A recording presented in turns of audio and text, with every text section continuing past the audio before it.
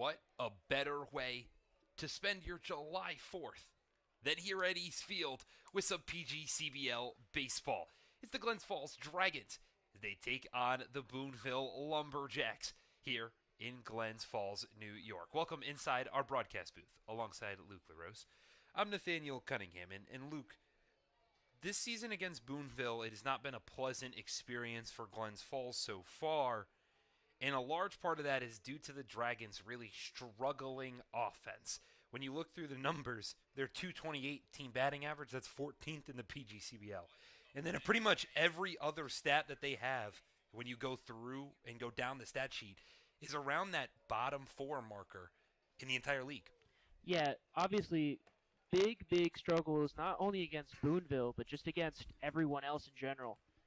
Dragons' first win of the year was against Boonville. Since then, they've lost, I believe, 3 in a row against Boonville coming into tonight. So they're 1-3 against Boonville all year, and the batting average is low, but I think what sticks out to me is they can't bring runners home. When they get runners on, they tend to leave a lot of runners stranded. And Boonville, very good team. They will capitalize on that every time. It has been a struggle for Glens Falls to bring runners home. Those left on base numbers in double digits over their last 3 games cannot happen for a team that when they strike within the first 3 innings usually ends up seeing success.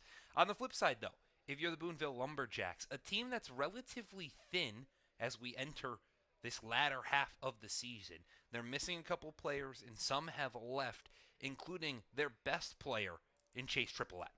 Yeah, Chase Triplett probably was making an argument to be the best player, I think, in the entire league. When he left, he was hitting .429, 18 RBIs. He was really good for them. But still, they have a lot of good players still left on the team. It is a team that is still together, tied for top of the PGCBL with 11 home runs. They're now tied with Socrates, but a team that kind of sits middle of the pack everywhere else. And it's surprising because the Lumberjacks, they will slug their way into a couple of these games, but then other times they'll see themselves in pitchers' duels. And they've really benefited from the fact they've got 5 different guys who have over an inning pitched with a 0 ERA. Their stellar staff has really been great so far this season. They've even got a couple of guys that are in those double-digit innings that have kept that ERA well below 3. But as we get set here for baseball from East Field, we've talked about kind of the precursors going in. Now we've got to talk about the actual guys playing the game. So let's get you through the lineups for today's action. We'll start with the Boonville Lumberjacks. Leading off is the third baseman, Andy Perez. Behind him is Angel Santiago. He's over at short. Carter McKay is in the 3-hole, over at first, and then in the cleanup spot, the next best player on this Boonville Lumberjack squad in Devin Moran. He's out in center. Bo Jonas will be the man behind the plate. Catching, hitting in the 5-hole, Connor Topetti is the designated hitter in today's one, hitting 6. 7 is Miguel Gonzalez. He's over at second. Jacob Newland is out in left. Mason Rosmondo is over in right. And then rounding out a 10-man lineup for the Lumberjacks is Akil Namala. He'll be the extra hitter. And Luke, you mentioned a little bit earlier, even with a couple of players leaving this Lumberjack squad, they still know how to hit, and they've got a lot of players that can do that. Yeah, the top 2 guys, but in particular, Angel Santiago. So far in the year, he's hitting .377. It's 23 hits and 61 at-bats. He's got 3 doubles, 3 triples, 2 home runs, 13 RBI. He's slugging .623 on the year. That is the highest remaining slugging percentage on the Lumberjacks. So a team that's still going to look to hit, they're going to try to do so off of the starter pitcher, Jeremy Graham, for the Glens Falls Dragons. Before we get into Graham's stats, how about we also run you through what Glens Falls has thrown out on the field. Travis Stroh, he's going to be out in center field. Christian Mote, he'll be over at second base. He's hitting 2. Enrique Diaz is over at third, hitting 3. Nick Galello's at first, hitting in the cleanup spot. Chase Falcon in the 5-hole. He'll be out in right. Cody Meyer returned to the lineup is the designated hitter, hitting 6.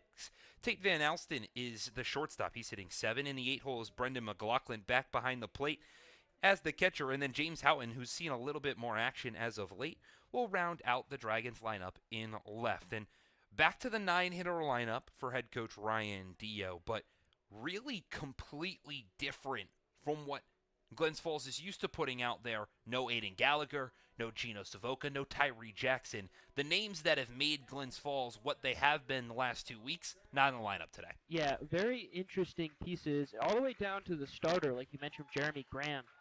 He's going to make his first start of the year, and we're missing a bunch of key players.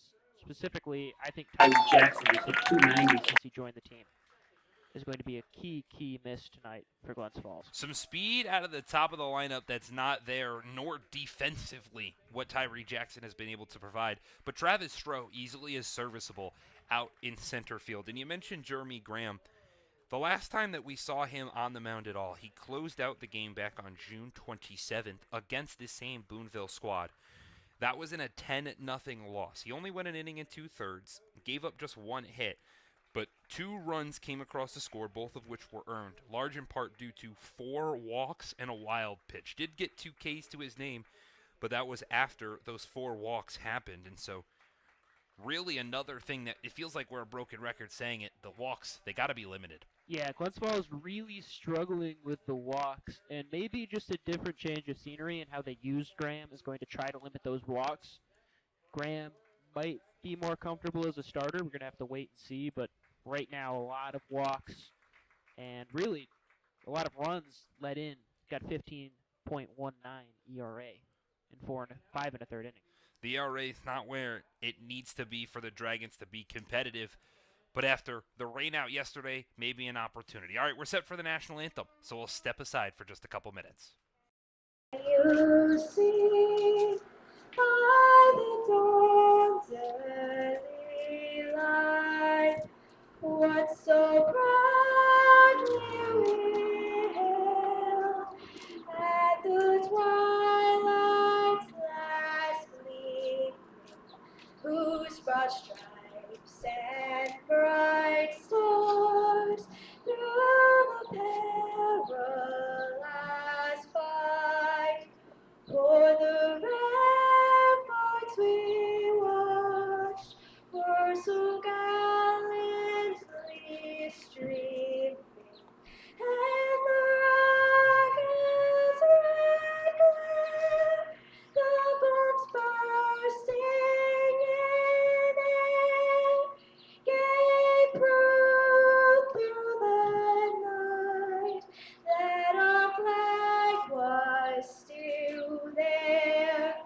Oh, say does that star-spangled banner yet waves for the land of the free and the home of the brave.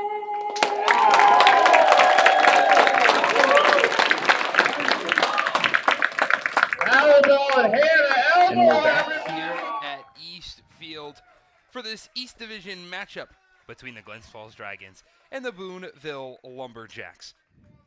We talked a little bit about earlier kind of what these two teams need to do, what the current matchups look like, but I think an interesting point that needs to be added as well is what these teams have done in the situations they're at currently. So Glens Falls struggled. They were winless for a long time. 2.5 weeks to start the year here at Eastfield. Since then, though, they've picked up a couple of wins, and they're 4-2 at home to improve their record this season to 4-6 up north in the PGCBL. On the flip side, Boonville, who has a 14-9-1 record this season, is just 5-6 on the road, Luke. That is a big stat, and we have to capitalize that. Again, we have to capitalize against that. My bad. Stumbling over my words. Against Boonville, who struggled on the road for such a very good team. And we are playing great at home. Got to put all the pieces together. And really, the team has been clicking when they've been at home. Going to have to do that tonight against Boonville. And they need to do that to try to put themselves back in a playoff spot. Currently, it's still the Amsterdam Mohawks who sit atop the East Division. They're 18-6-1 so far this year. Boonville, hey, they're just 3.5 games back of that one spot. And for a team that has never made the playoffs in the PGCBL, They're pretty much all but set to be in that spot. Glens Falls, on the other hand, they're 9 games out of first. And they're 4.5 games out of that coveted final playoff spot. And it wouldn't be necessarily a piece of cake if they were to get there, because then you've got to take on Amsterdam, who is 9-time PGCBL champions in just 14 years. But it seems like with Utica, who's kind of sliding at times, but gave Amsterdam a run for their money the other day, that Glens Falls could get there. They just need to, again, capitalize offensively. Yeah, Glens Falls needs to put the pieces together offensively. The pitchers need to come around.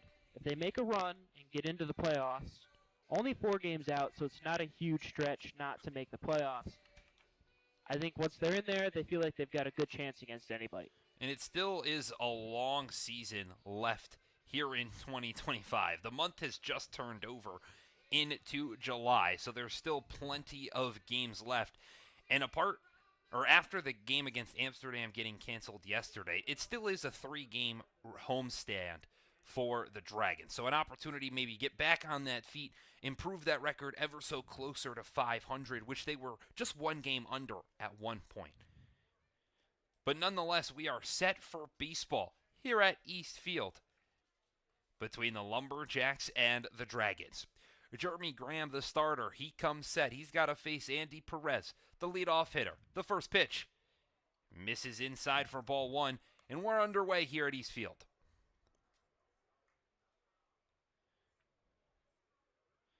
So Andy Perez, again, the third baseman for the Lumberjacks, has a big bat at the top of the lineup, has stolen that third base spot away from the extra hitter today, Akil Namala. He used to be the starter, the number 1 prospect at third base coming out of the state of Florida. It's been a tough contest over there at the hot corner, has gone in the favor of Andy Perez. The 1-1 pitch is a breaking ball. This one's chopped into foul territory. Over goes Galello towards the dugout, but it just gets out of play for strike 2. Perez, kind of a typical leadoff hitter, good average. You mentioned that good average. How about a 323 to be exact? 4 doubles to his name, too. Get himself in early scoring position. The 1-2 pitch misses well upstairs, out of the reach of McLaughlin, straight to the backstop. But he's also got 21 stolen bags to his name. The only player that has more stolen bases is Luis Rodriguez of the Saugerty Stallions, and Rodriguez, another player no longer playing in the PGCBL. The 2-2 from Graham is chopped off the glove of Graham over towards the second baseman Moat. Throws well over the head of Galello over towards the backstop. McLaughlin's there to back it up. And Perez will reach safely on a big E4 to start this game. Not the way you want to start a game. E4 on the first batter, and you got a batter with a lot of speed against a guy we highlighted who can drive the ball, plenty of extra base hits, slugging over 600. So into the box steps the 2-hole hitter, Angel Santiago. And you mentioned a little bit of what he could do. He's got a 377 average across 19 games started. The first pitch he sees gets under the legs of McLaughlin, and Perez will easily make his way to second on the wild pitch.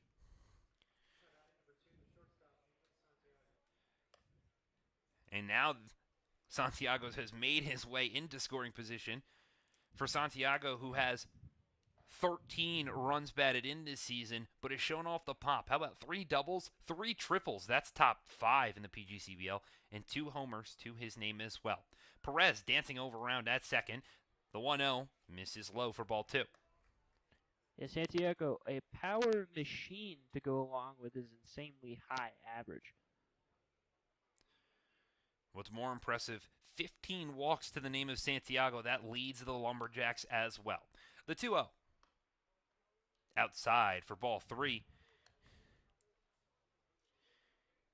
And we noticed that last time that Boonville came up here to Glens Falls, that Santiago's got a little bit of that shuffle there in the box, institutes it again on the 2-0 pitch. Now he's got a 3-0 count as Graham delivers. That one runs inside, and it's a 4-pitch walk to Angel Santiago to put runners on first and second.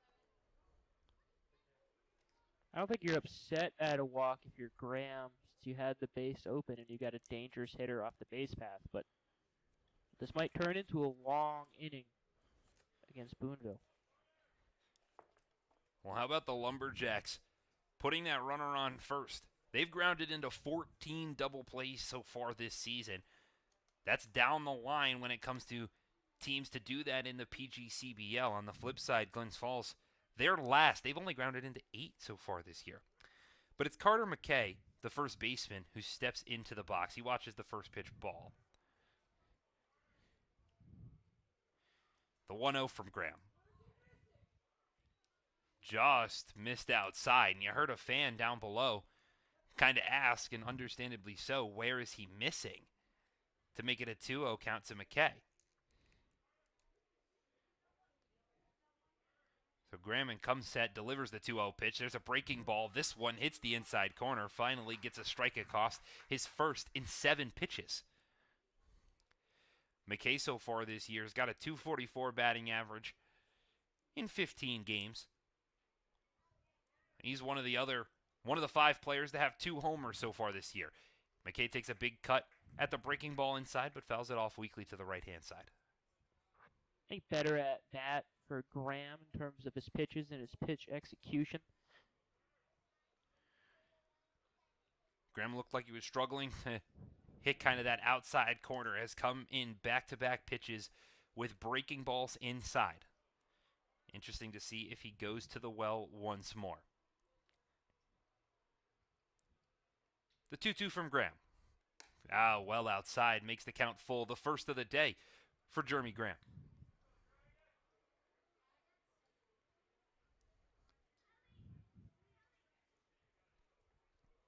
Like we mentioned, Graham in uncharted waters, his first start.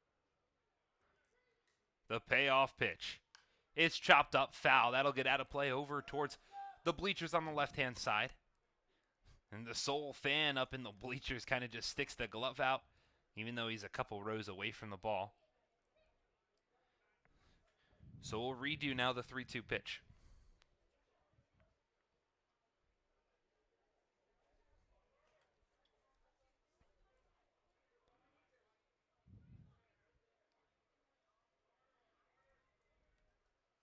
Graham comes set. The payoff. This one swung on and missed. First strike 3. Graham picks up his first K of the day, and it's a big first out to sit down Carter McKay. Big out for Graham. Hopefully he's got a little bit of confidence now and he can keep that rolling into Moran. It's the cleanup hitter, Devin Moran, stepping in. Another dangerous bat in this Boonville lineup. As both runners on the move on the first pitch, breaking ball that's too far inside, and Perez and Santiago will take their 90 feet forward.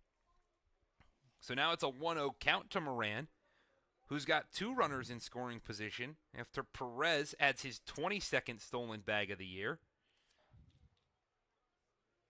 And Santiago adds his 7th. Moran watched the 1-0 ball upstairs to make the count 2-0. Moran hitting .400 in 14 games so far this year. He chops the 2-0 pitch down the third base line, but it just curves foul. He's got 16 hits in 40 at-bats. Only 2 doubles to his name. Those are the sole extra base hits that he has. And he's a guy that's known to be aggressive. He's got 11 strikeouts to only 6 walks this year. So you get Moran in a 2-strike count, he'll swing away. The 2-1 pitch is a breaking ball, gets the inside half for strike 2. Big hole up the middle of the infield. If Moran can pop one in there, that likely scores Perez. The 2-2 from Graham is chopped off foul. Got between the 5-hole of McLaughlin and went straight to the backstop, so we'll redo the 2-2.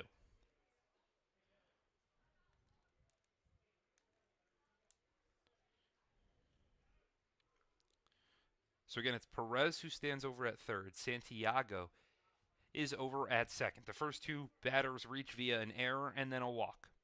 The 2-2 pitch is swung on and missed. How about back-to-back Ks for Jeremy Graham? There was 2 outs here in the top of the first.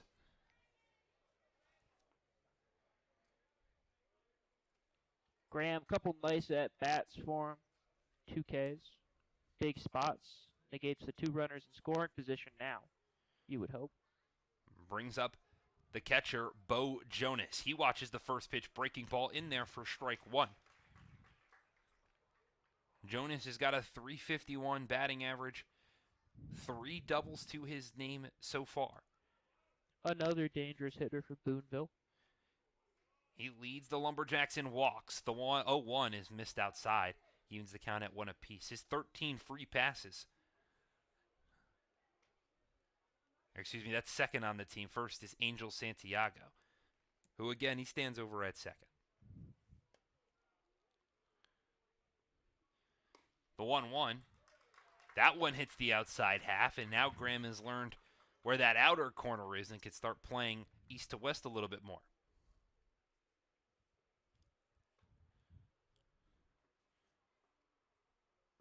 Graham comes set. The 1-2.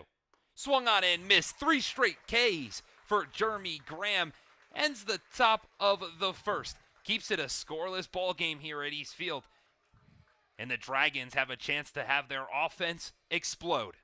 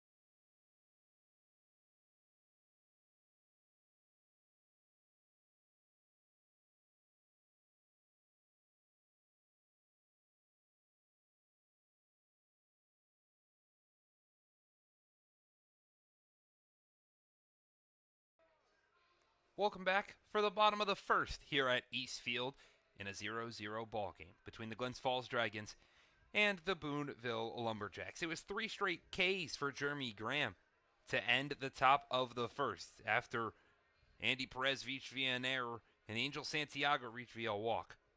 Graham does an excellent job to keep it quiet in the top half of the first. Now the offense can go get him some help, led off by Travis Stroh. On the mound for the Lumberjacks is Drew Turner, and he's got some experience against this Dragons squad because he actually pitched in the June 29th matchup, the last time these two squads faced off, when Boonville beat the Dragons 12-2, and Turner had quite an excellent performance, to say the least. The first pitch he throws to Stroh, he bounces in the dirt for ball 1. In that game on June 22nd, he went 5 innings, gave up just 4 hits, allowed both the runs which were earned, struck out 7, and only walked 1. So Turner, who had a lot of success just 6 days ago, looks to do that again, this time, though, here in Glens Falls. The 2-0 to Stroh is chopped out into center field. In comes Moran, settles underneath it nicely, and brings it in for out number 1. So a fly out for Travis Stroh starts the bottom of the first to bring in the second baseman, Christian Moat. If you look at Turner's numbers throughout the whole year, he's had a really solid year. He's 3-1. Pitched 20 1/3 innings now. 3.60 ERA. Immediately, Moat squares the bunt. The first pitch he sees, and it gets in the zone for strike one. It's been a little bit since Christian Moat's been in the lineup. Finds himself over at second. Again, we mentioned no Aiden Gallagher, no Geno Savoca, no Tyree Jackson as the 0-1. That one's fouled out of play for strike two. So Moat returning to this lineup for Glens Falls, getting a little bit of action higher up in the lineup than he's normally used to. The 0-2 that he sees runs up well above his head. Yeah, completely new look for Glens Falls in most categories. Looking to see if something new might jumpstart the offense. Moat takes a big cut at the 1-2 pitch for strike three. That gives the first K of the day for Drew Turner and brings up the third baseman, Enrique Diaz.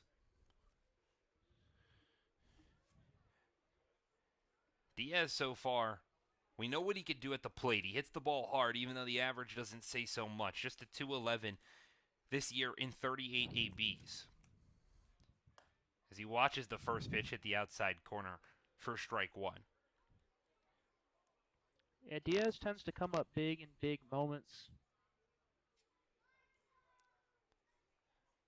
The 0-1 bounces in the dirt.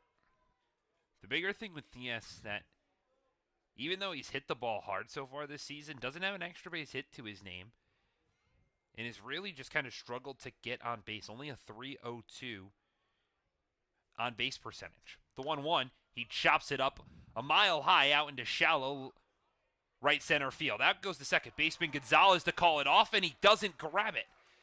Diaz will reach first, and now Gonzalez, who went head over heels backwards, is injured. He's grabbing the back of his neck, and now all of a sudden field umpire Bill Decker raises his heads, and he's going to go out there to have a chat.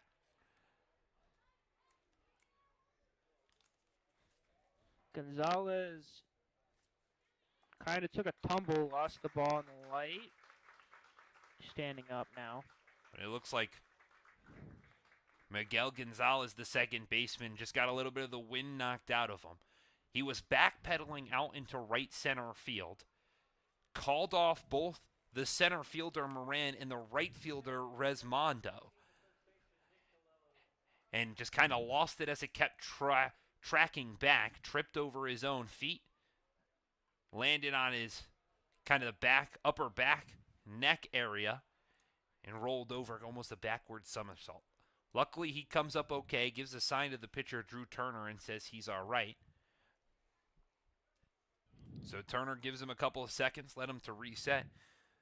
But now in steps the four-hole hitter in Nick Galello. They're going to go check on Diaz, who had a big lead over at first, but he just barely gets back in time. See Gonzalez kind of still in some pain, holding the back of his head. He's going to try to play, though. So again, Diaz bouncing over at first. The first pitch to Galello, though, fouled off the pole right in front of the bleachers on the right-hand side. Bounces all the way back into play in a perfect little bunt spot in front of home.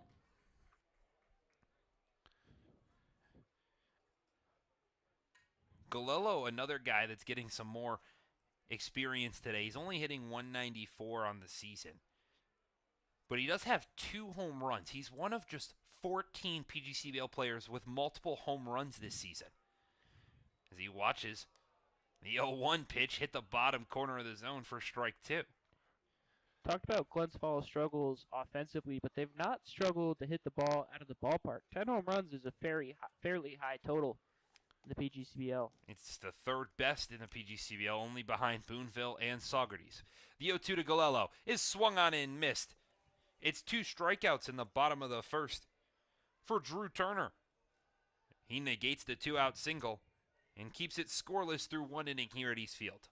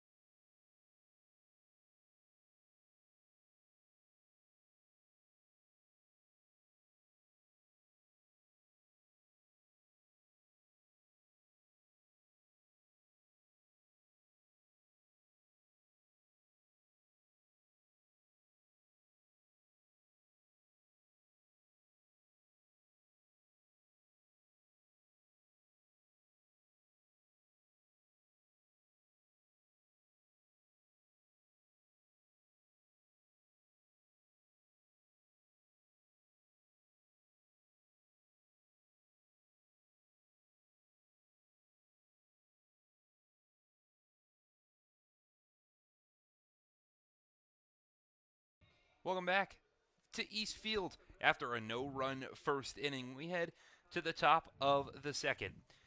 Before we get started, though, as Jeremy Graham steps back out on the mound for the Dragons, there was a nice long conversation between home plate umpire Aaron Bouchey and head coach Ryan Dio. It looked like the Dragons bench boss wasn't too entirely happy with some of those pitch calls in the bottom half of the first. Either way, we're back to baseball as Connor Tepetti fouls the first pitch off to the left-hand side. Strike zone kind of seemed like it was wandering. Seemed to favor the inside of the plate a lot more than he favored the outside. The 0-1 is in there for a strike two. It's interesting, too, to note that the 0-1 pitch to Nick Galello looked pretty low, almost like it was grazing home plate, but it was called a strike.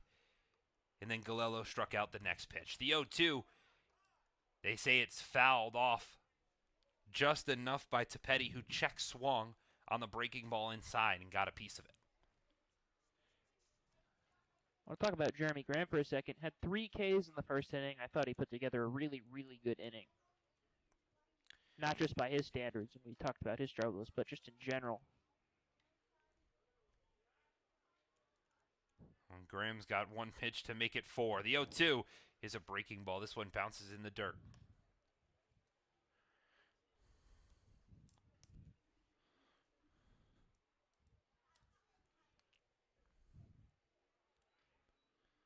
The 1-2.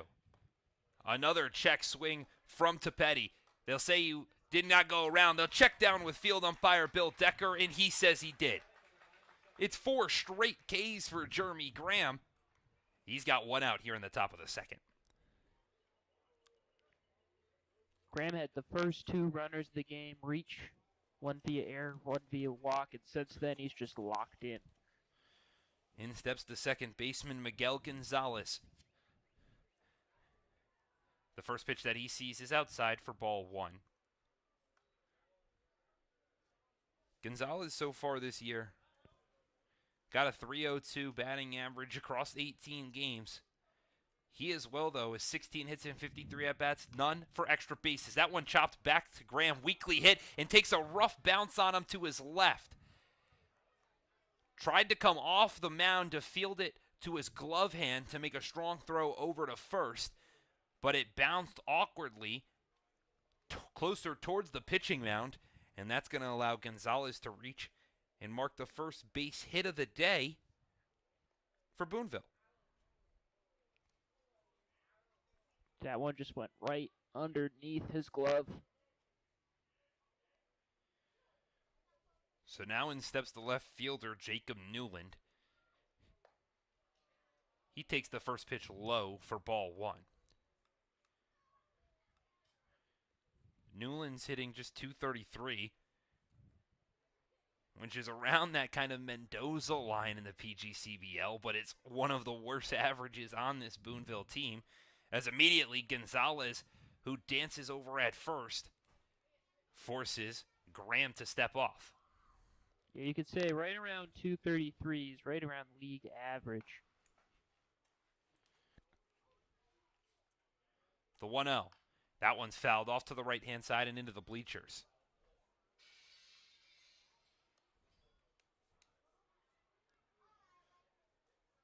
Newland, however,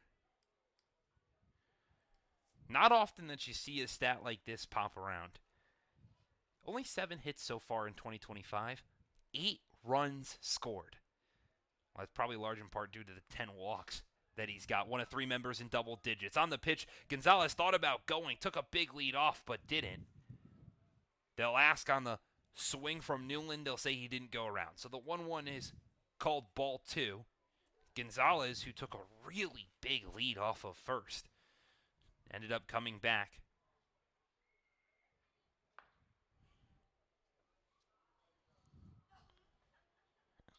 So Graham comes set again. Gonzalez making some noise. They go check on him over at first. He gets back in with ease.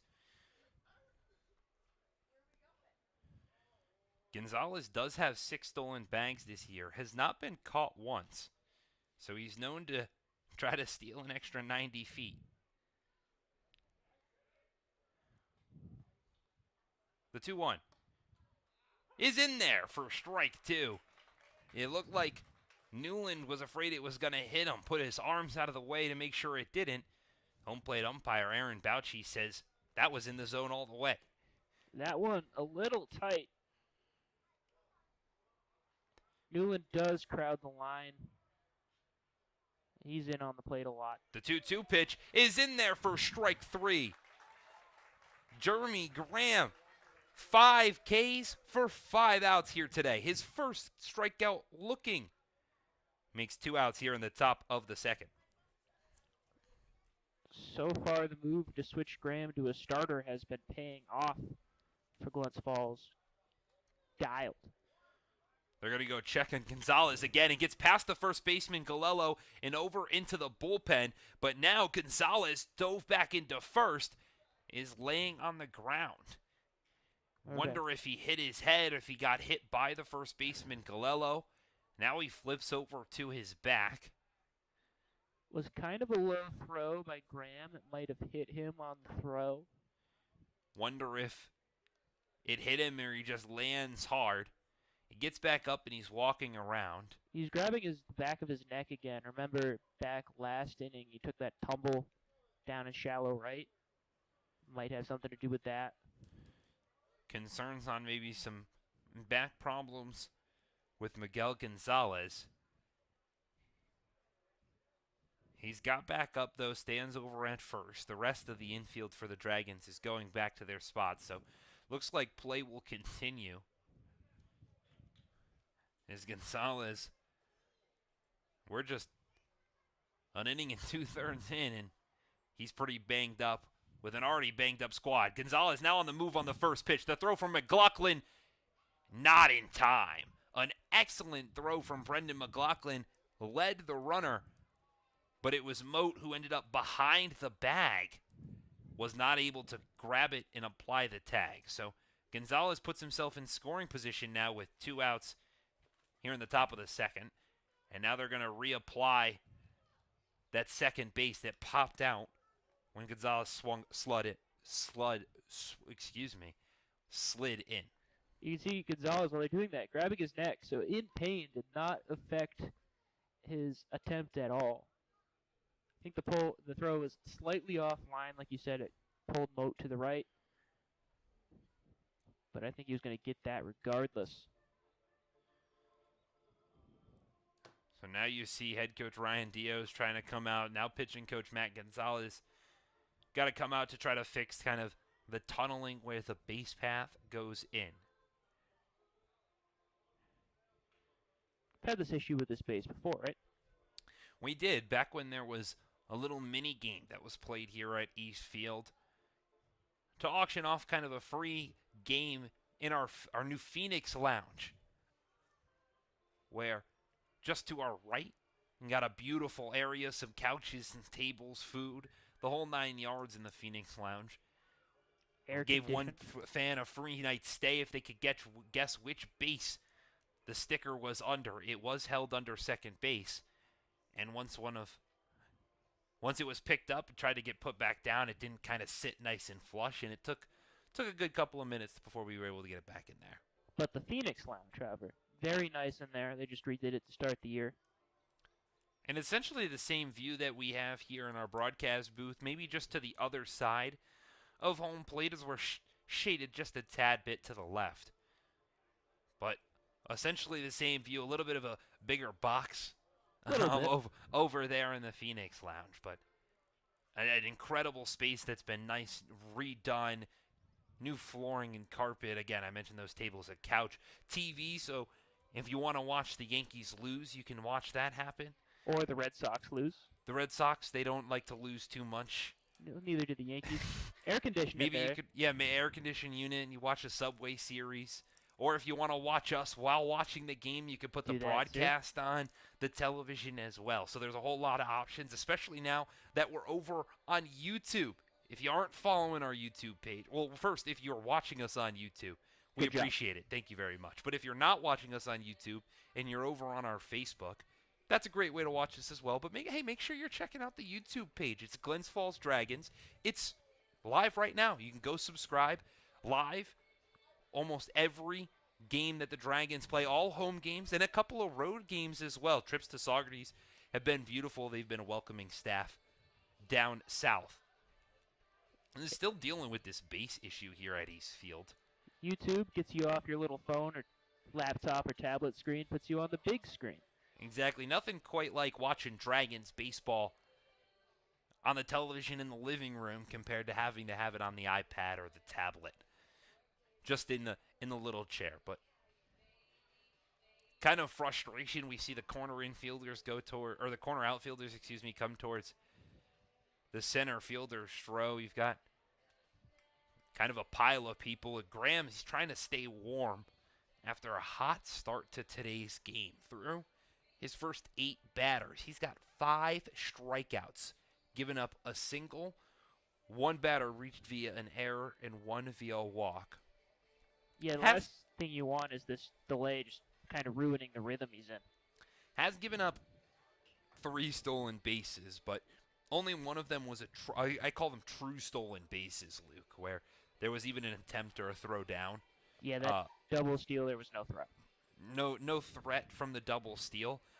But McLaughlin, and we've said this a little bit before, Brendan McLaughlin defensively, maybe offensively it's been a little bit more of a struggle for him at the plate. He just picked up his first hits of the season back this past Saturday against Saugerties, but defensively, Brendan McLaughlin has been stellar behind the dish. He's been better. I think when you're looking at how they've got that platoon set, Joe Haynes probably a bit more the offensive catcher. McLaughlin brings a little bit more defensive prowess. They figured out the base problems here, though, at East Field, so they're going to give Graham a couple of pitches to warm up as he takes the first one and soars it into the backstop. So maybe he needs those ones to kind of reset. But, again, with that conversation about just what McLaughlin's been able to do, he's been absolutely stellar at just making sure he nails runners, and he's put good throws on every attempt at second base he's had. Yeah, that last steal, very good throw, maybe slightly offline. The 1-0 pitch now into Resmondo as we're back underway is in there for strike 2. Kind of wrap up this McLaughlin conversation, but he's caught 3 runners so far this year in 14 attempts, so pretty good as Resmondo pops this one off into foul territory, just sneaks over a fence, bounce off the concourse, and into the right side bleachers. All right, I've done enough talking about the defense. We're back to baseball here in Glens Falls. It's now a 1-2 count to the right fielder, Mason Resmondo. It's Miguel Gonzalez who stands over at second. Jeremy Graham on the mound. He comes set. Gonzalez on the move. A swing and a miss. 6 outs, 6 Ks for Jeremy Graham. He's been stellar through the first 2. The offense has got to pick it up as we head to the bottom half of the second.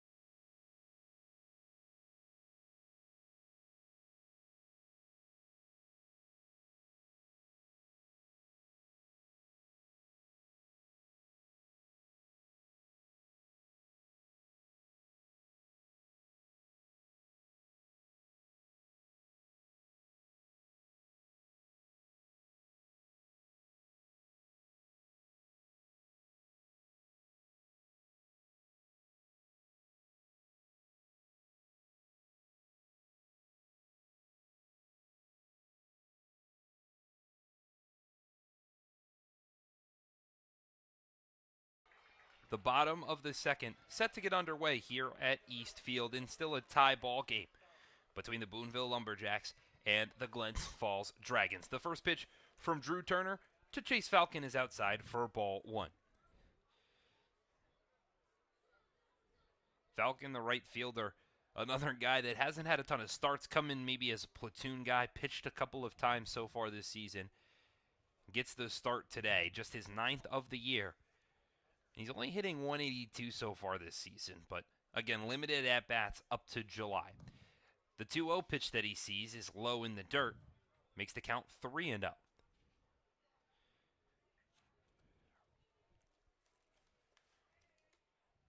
The pitch from Turner runs inside, but it hits the zone. Falcon thought it was ball 4. I think as did everybody. It looked like it ran along that right-hand batter's box. Instead, nipped that corner. So the 3-1 now hits the outside half. And just like that, Drew Turner has made it go from 3-0 to 3-2.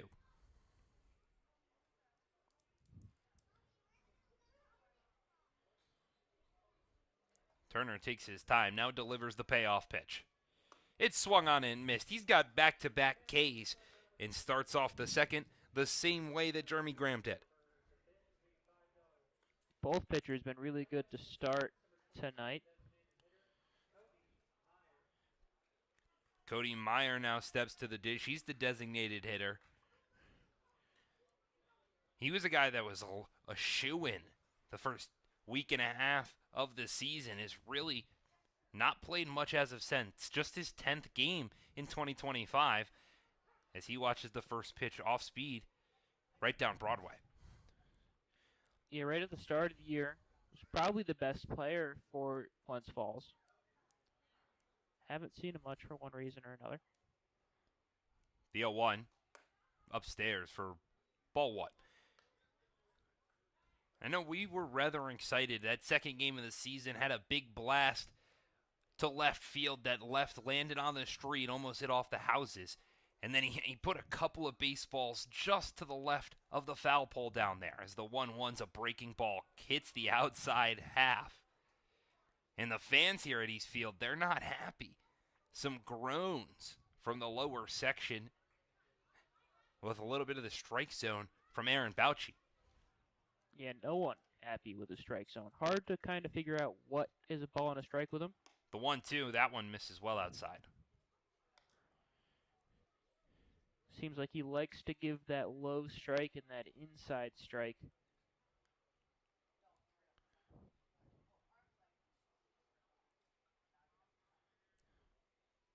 Turner delivers the 2-2.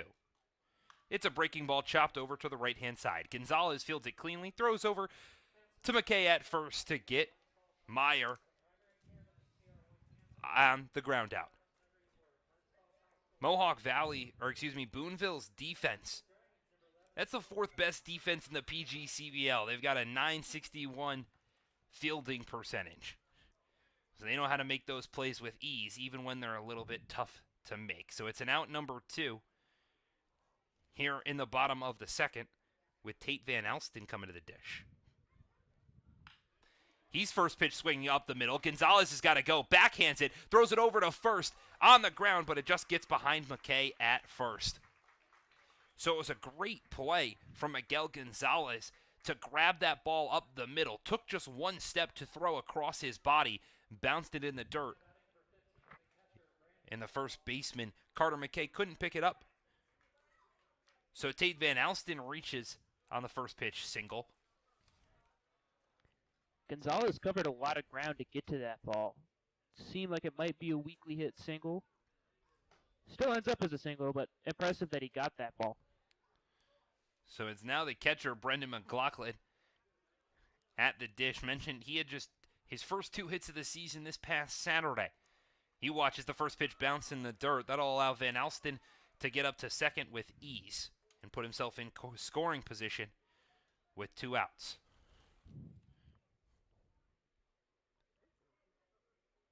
The second straight inning for Glens Falls where they've had a 2-out single. This time, though, the runners got 90 feet closer to home. See if McLaughlin can do anything with that.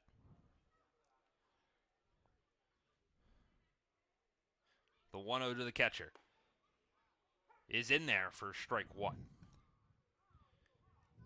Again, offensively, it's been a pretty, you could say, dormant season for Brendan McLaughlin. The thing is, only 6 strikeouts and 4 walks across his 9 games that he's played. He's hitting the ball hard, it just is straight at players. The 1-1's a breaking ball that curves in for strike 2. There's not really a luck stat in baseball, but if there was, you'd be on the bad end of the luck category.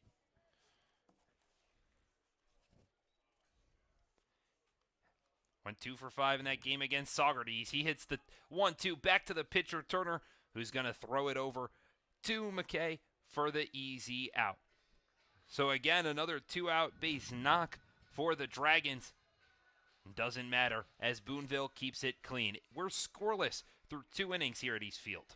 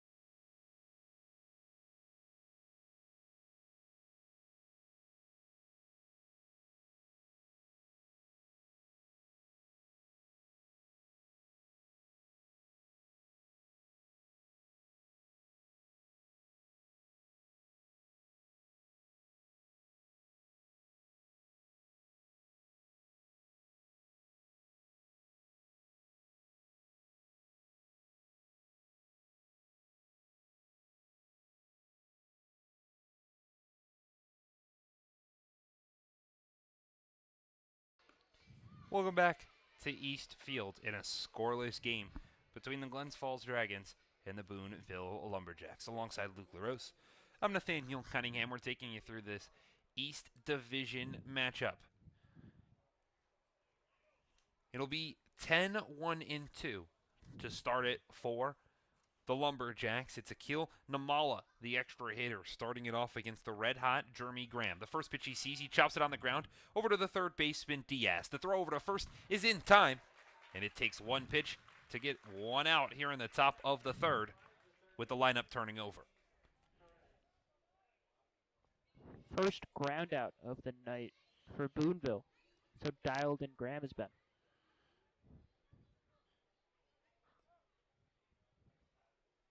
So now steps up the third baseman, Anthony Perez. He reached via an error his first time to the plate. Got all the way to third, but couldn't come home to score. He watches the first pitch outside.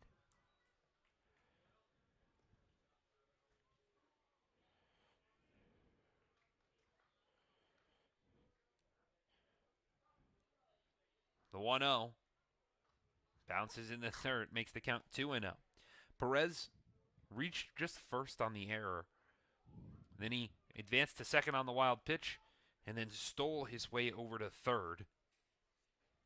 What would be his 22nd stolen base this season in the PGCBL. The 2-0 misses outside for ball 3.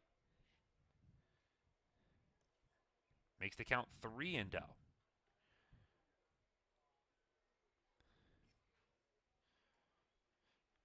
The pitch from Graham finally gets one across. Prevents the 4-pitch walk to make it 3-1. Mentioned that stolen base Perez has. That improves him to 22. He still sits at third in the league behind Luis Rodriguez and a player for the Niagara Falls Americans. But Perez, he watches the 3-1 pitch outside for ball 4. So he'll walk his way down to first base to bring up the 2-hole hitter, Angel Santiago.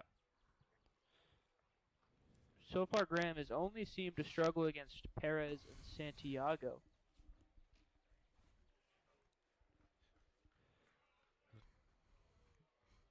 Perez again taking the sizable lead off of first. The first pitch to Santiago outside for ball 1.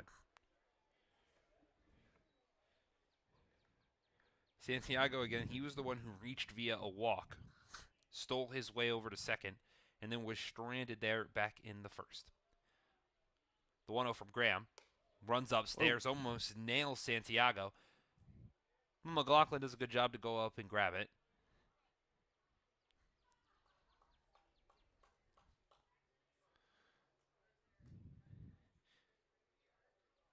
Santiago, he's been hit quite a bit this season, 5 times so far. That's second on the team. The only person that has hit more, the guy over on first, who's going to get checked on as the ball bounces off him, gets away from Galello, but Perez decides not to advance the 90 feet.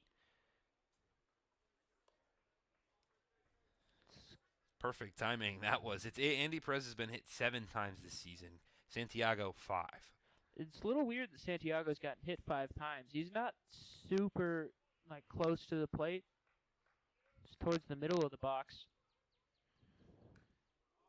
That one. Broadcaster's curse couldn't be more true. The 2-0 pitch runs inside, nails him on the arm, and he'll make it 6 hit by pitches in 2025. He walks down to first base, and just like that, the pitching coach, Matt Gonzalez, is going to come out to have a conversation with Jeremy Graham. Santiago not part of the Anthony Rizzo school of getting hit by pitches where you just crowd the line, stick your elbow out over the plate, but for whatever reason gets hit a lot. Either way, that brings up the lefty first baseman, Carter McKay. McKay, he was the first strikeout in a 6-strikeout barrage from Graham after a relatively quick meeting from Gonzalez on the mound. I think just settling Graham down. It's got a little wild. So it was the 11th strikeout of the season for Carter McKay. That one again back in the first. He was also the start of a string of 3 straight from Jeremy Graham. Graham at 2 1/3 inning of work. So far, it's the most innings he's pitched so far this year.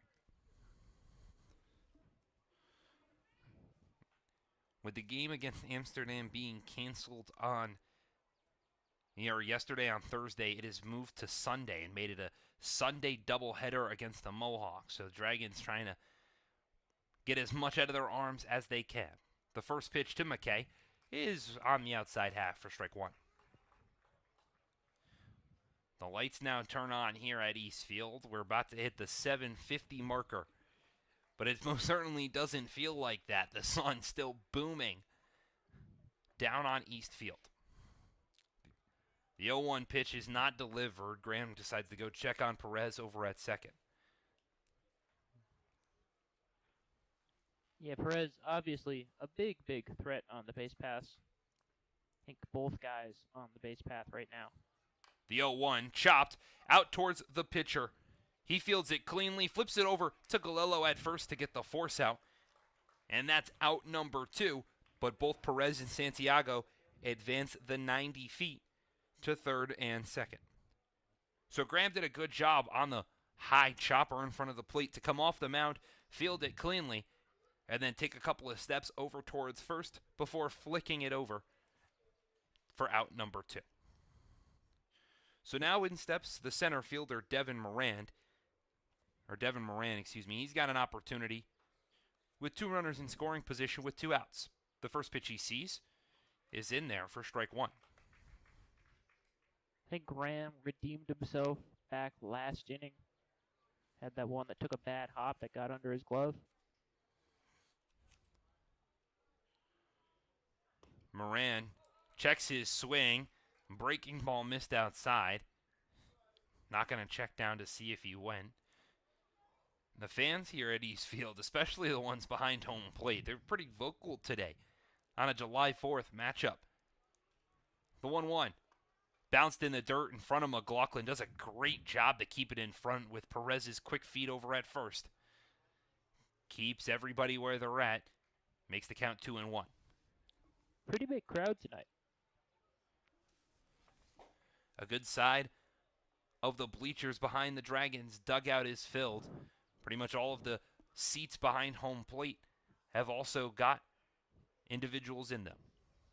The 2-1 is swung on and missed. A massive cut from Devin Moran went right over the top of it. That one's evened the count at 2 apiece.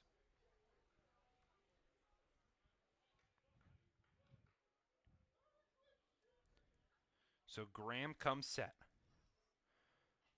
The 2-2 is chopped over towards Moat at second. He fields it cleanly to Galello at first, and Graham gets out of a jam. Runners on second and third with 1 out. He holds it scoreless.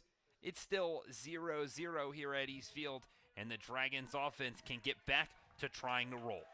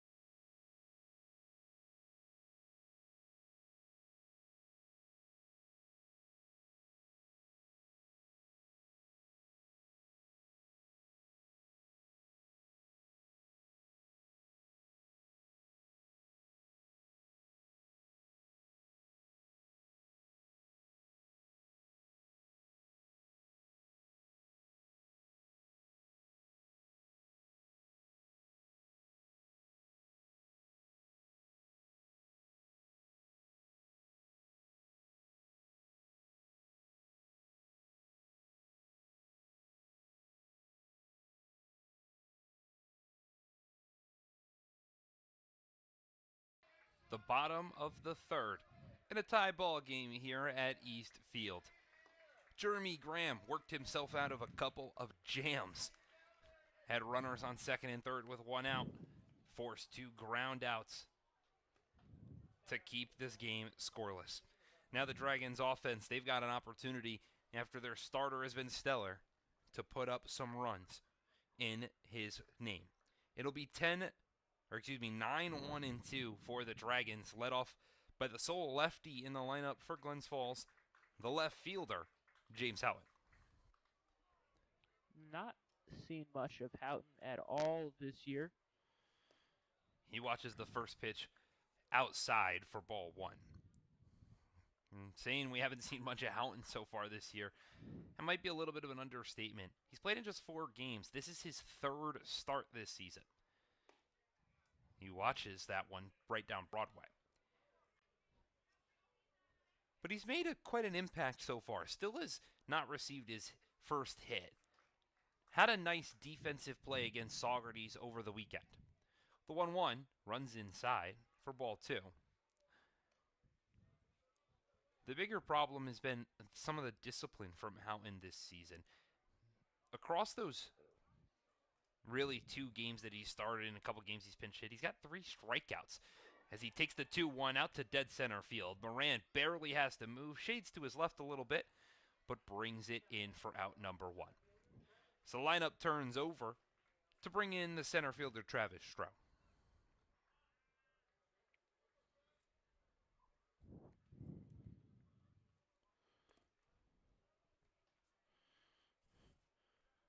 Stroh started the game with a loud out to center field. It had Moran moving backwards just a little bit. The first pitch he sees the second time up is upstairs for ball 1.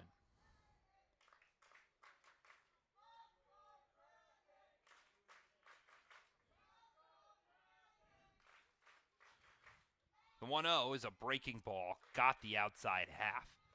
That breaking ball from Drew Turner Luke. It's a good one. You can see him move quite a bit from up here. Yeah. Sometimes it's a little hard to tell with breaking balls, but he's got great movement on his. The 1-1 fouled off to the right-hand side weakly into the on-deck circle for strike 2.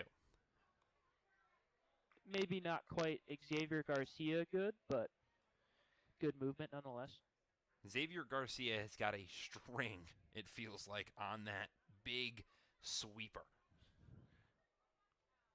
And he puts it at every part of the zone as well. The 1-2 to Stroh. There's that breaking ball once more. Got the center fielder swinging for the 4th strikeout of Drew Turner's day. His breaking ball, not quite as much side-to-side movement. Big looper up and down. You can see it just dart out of Stroh's bat path. So it brings up the second baseman, Christian Moat. The first pitch he sees, he takes a big cut at, but comes up empty-handed.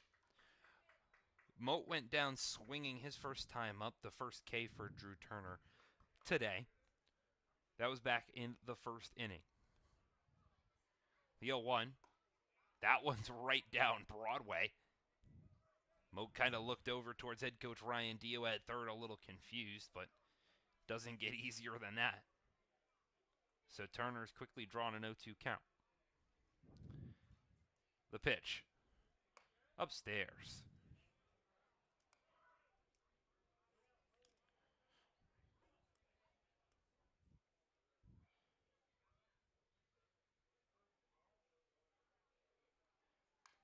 Moat fouls off the 1-2 over towards the on-deck circle, so we'll redo it. Moat's first time up, he struck out for just the 5th time this season across 10 different games. And again, just the 9th game started this year for Moat. He lines the he pops up the 1-2 off to the left-hand side. Santiago settles underneath it and brings it in for the weak infield pop-up. It's been a pitcher's duel here at East Field. We're through 3 innings, and there's been just 3 hits. It's still scoreless as we head to the top of the 4th.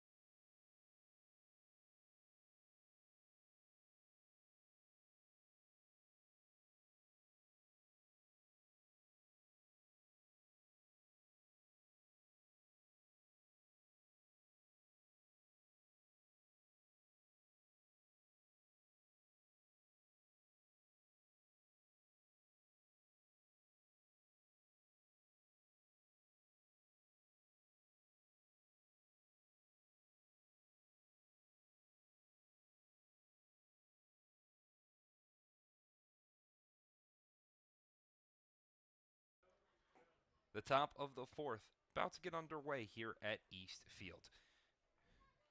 It'll be 5, 6, and 7 in the Boonville Lumberjacks lineup. It's led off by their catcher, Bo Jonas. The first pitch he sees is a breaking ball that missed upstairs. That one was surprising, Luke, to say the least. Yeah, hear the inflection in your voice. That looks like a strike the whole way, but we've been talking about this kind of wandering strike zone. The 1-0, that one better have been called a strike. It was straight down Broadway.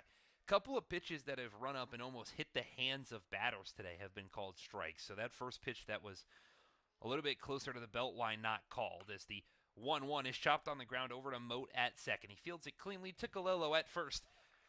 And that first pitch, well, it doesn't matter when you can bring in groundouts like that. It's a quick and easy first out here in the top of the 4th for Jeremy Graham. Home plate umpire seems to like inside strikes. and low strikes. If it's middle high, he's not going to call it. So the lefty, Connor Tepetti, steps into the box. He was one of 6 batters that fanned via the strikeout the first time through the lineup.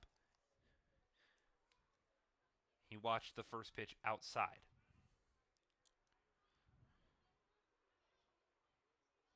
The 1-0. Just got out of the glove of McLaughlin, but it was still upstairs. So it makes the count now 2-0.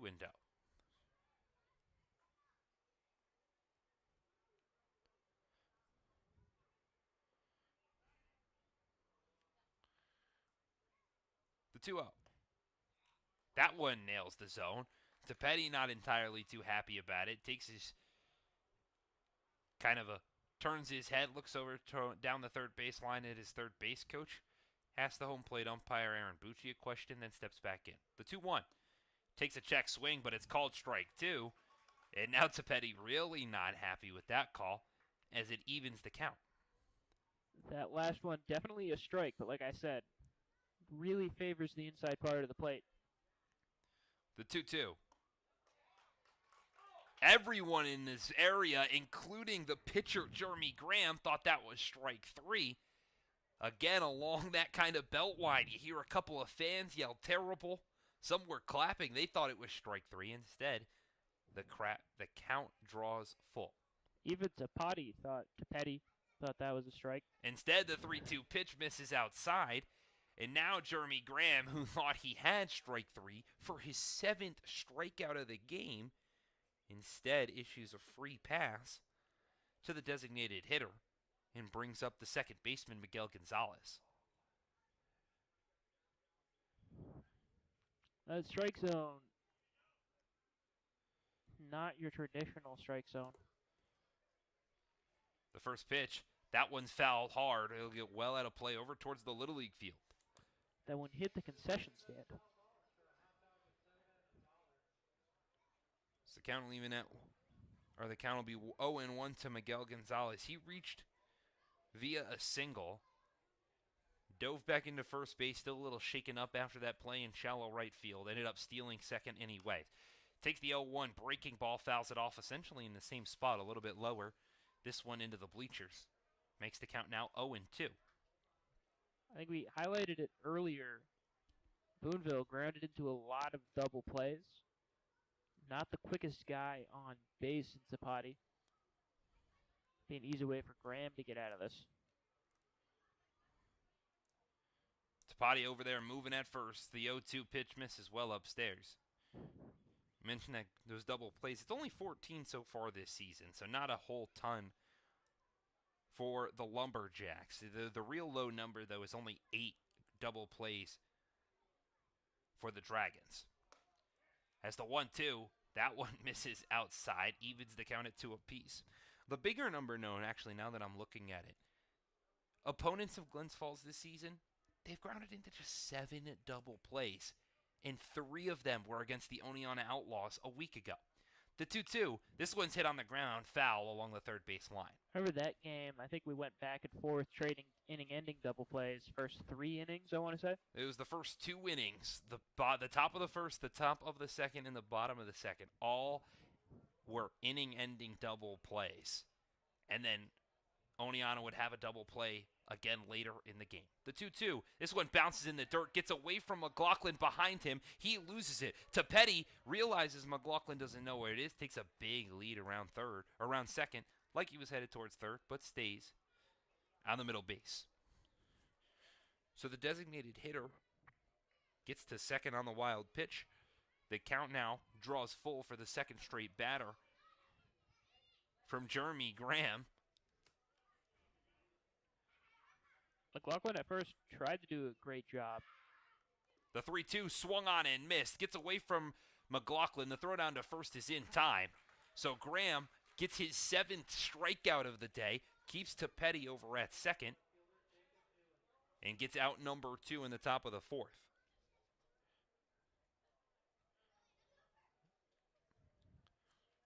So that K might be a baseball that Jeremy Graham might want to keep. The K-2-3 to Miguel Gonzalez, his 7th strikeout today. He had 7 strikeouts coming into the day across 5 1/3 innings in 4 separate appearances. The first pitch he now throws to the left fielder Jacob Newland is in there for strike 1. So the highest workload, 75 pitches for Graham. Most innings pitched, most Ks, most everything. Newland lines this one into center. Stroh's got to move a little bit to his left, but not far enough. He brings in the line out, and Jeremy Graham has just been stellar, and he's going to have a conversation now with home plate umpire Aaron Bouchey. It looks like he's taken accountability for potentially that missed call against Connor Tapetti. Either way,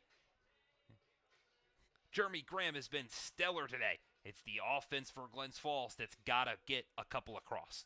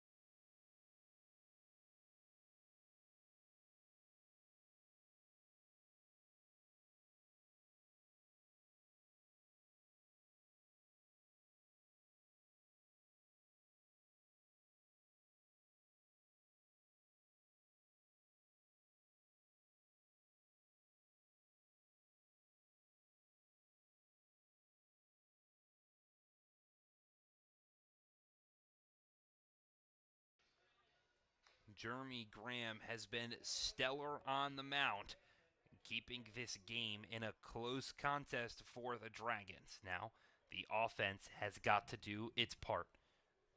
It's still 0-0 here as we enter the bottom of the 4th at East Field here in Glens Falls, New York. It's 3-4-5. The heart of the Dragons order up, led off by the third baseman Enrique Diaz. He watches the first pitch breaking ball curve into the outside corner for strike 1. Diaz reached via a single his first time up, but it was 2 outs. He got stranded over at first base. He's one of only 2 batters through 3 innings that have been left on. So Dragons haven't had a whole lot of opportunities to actually score runs today, as the 1-1 misses low for ball 2. Highlighting the offensive struggles.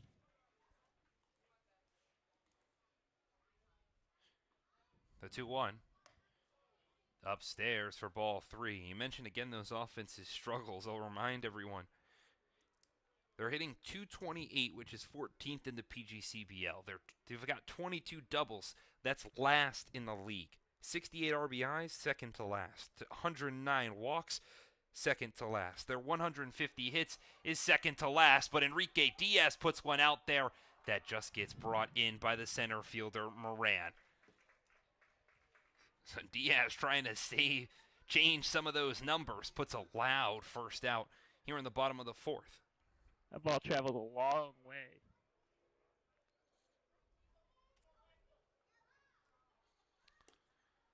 So the first baseman, Nick Galello, the guy with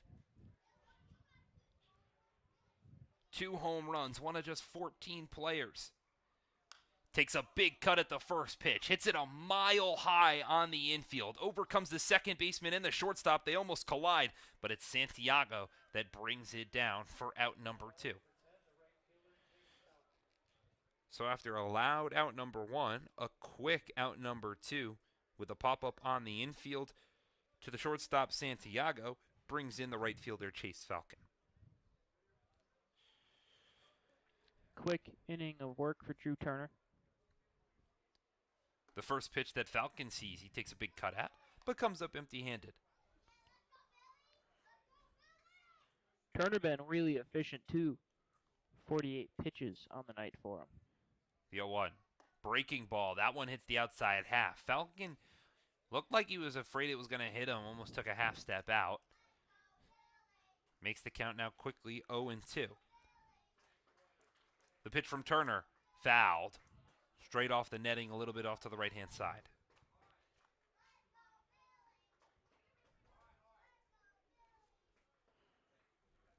So Falcon will step back in. Turner quickly comes set on the mound.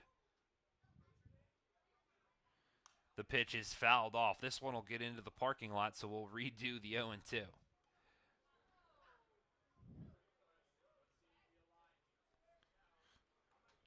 Falcon making contact on almost everything this at bat.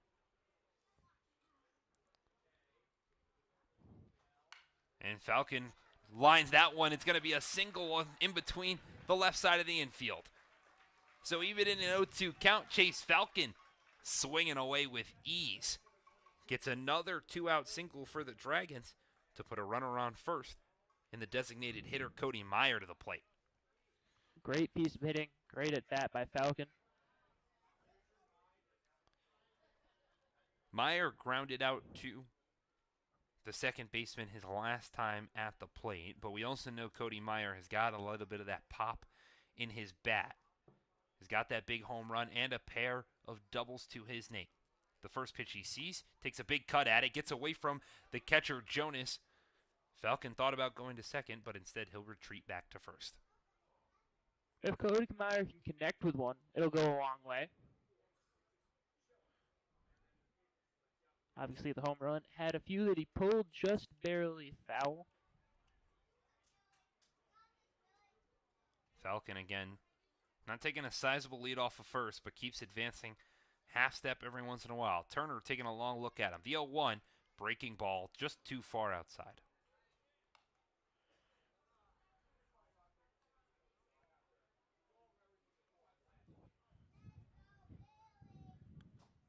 Falcon over at first. He does have 2 stolen bags so far this season. Has yet to be caught on the base paths. The 1-1 swung on and missed by Meyer. Digs himself a 1-2 count.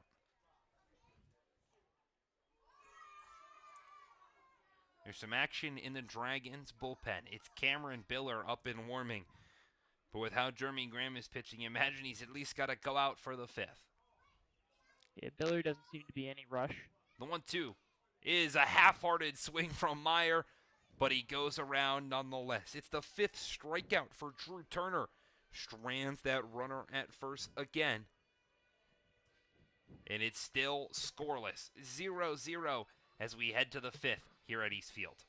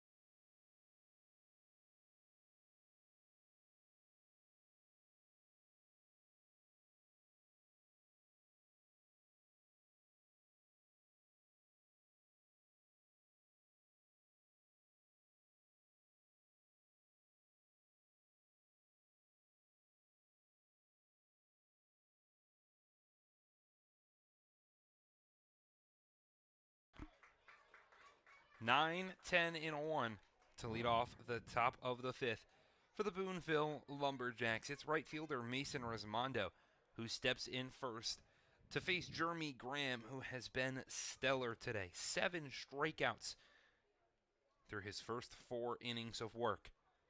And his first start here in 2025. He throws the first pitch to the right fielder upstairs for ball 1. So the question will be, do we see Graham in a relief role again since he's been so dialed in as a starter? The 1-0 is hit over to Moat at second. He fields it cleanly. The throw over to Galello at first is in time to get the right fielder Resmondo for an easy out number one. Christian Moat over there at second has been challenged quite a bit today. So far, he has answered every call with flying colors. It's the extra hitter, Akil Namala, who steps into the dish. But going back to your point, Logan, it is an interesting conversation. I think everybody in this Dragons pitching staff can do a little bit of start and come out of relief, depending upon the game. I mean, had over a 15 ERA in relief. So far, 0 earned runs through 4 1/3 starting. The 1-0 to Namala is outside for ball 2. Just giving up 1 hit. And had Perez reach on an error all the way back at the start of the first inning. 2-0 to Namala is curves in there for strike 1.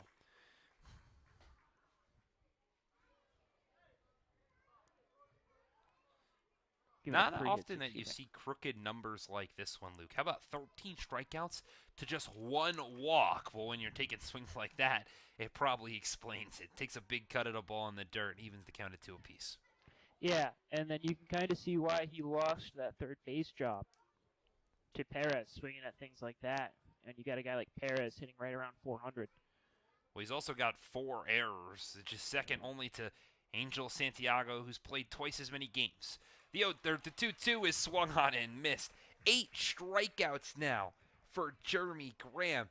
Been stellar to start and made it out number 2 here in the top of the 5th.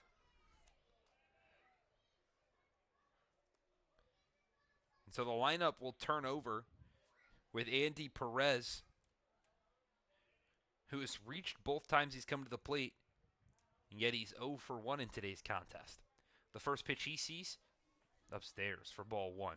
It was back in the first where he reached via an error, and then in the third, he got on first via a walk. Has made his way to just 90 feet from home. Has landed on third both times, yet hasn't touched home plate himself. The breaking ball is in there for strike 1.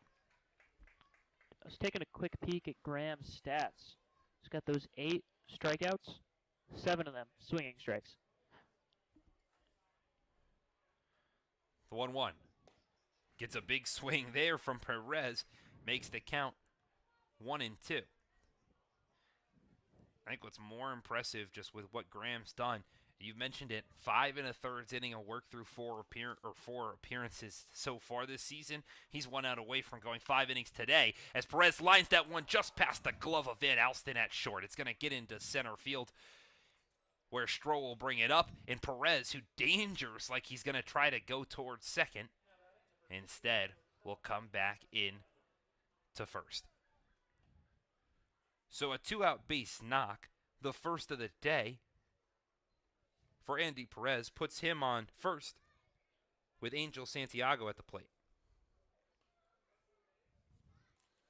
Yeah, this is the part of the lineup that's given him problems, both Perez and Santiago. The first pitch to the shortstop is in there for strike 1. Santiago also reached base both times at the plate, yet he doesn't have an at-bat today. Reached via a walk back in the first and then was hit, large in part thanks to the broadcaster's curse from Luke. In the third, Perez was off on the pitch, but it was bounced in the dirt, got behind McLaughlin, and he does not advance any further than second. So Perez will still get a stolen base, and now jumps into second in the PGCBL with 23 bags swiped in 2025. The only player that he stands behind, it's going to be Niagara Falls American outfielder Grant Moore. Now he steals his way over to third, and now he's got sole possession of second on back-to-back stolen bases, and now he's 90 feet from home for the third time, but still with 2 outs and a 2-1 count to Santiago. The question is, how many does Moore have? Moore has got 27 stolen bags, so now Perez is within 3. at this rate, we might see it done tonight. The 2-1 from Graham's a breaking ball. He's loved that outer half to place it. We've got our first deuces wild today. There's 2 balls, 2 strikes, 2 outs here in the top of the 5th.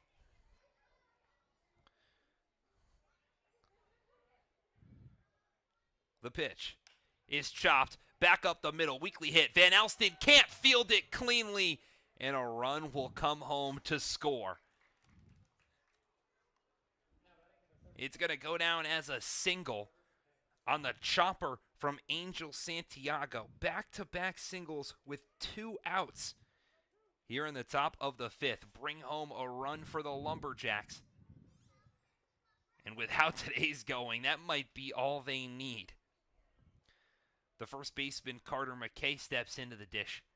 He watches the first pitch breaking ball in the zone for strike 1. Like I said, it's those 2 guys, Perez and Santiago, that have given the Dragons trouble. Perez able to steal 2 bags in that at bat, and a weak single scores him. The 0-1 bounced in the dirt. McLaughlin does a good job to keep it in front. So the first run of the game finally comes in the top of the 5th inning. I'd imagine Graham's starting to feel fatigued. He's about to throw pitch number 95. As the 1-1 is popped off foul over towards the left-hand side. Diaz goes towards the fence, but it just is out of reach. And he'll make the count 1-2 now to Carter McKay.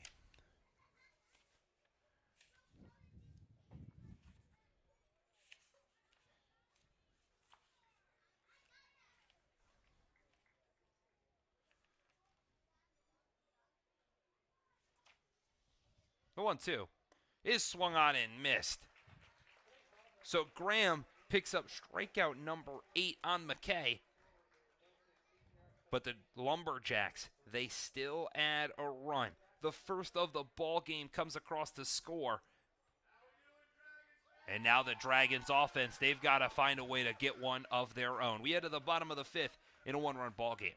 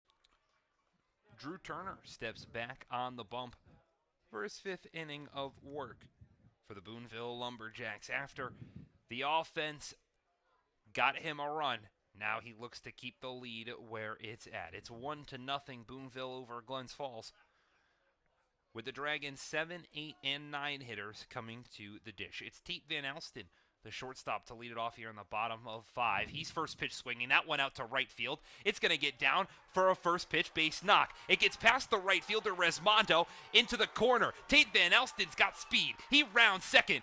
The throw into third. He's in there safely. One pitch. The Dragons got a runner 90 feet from home.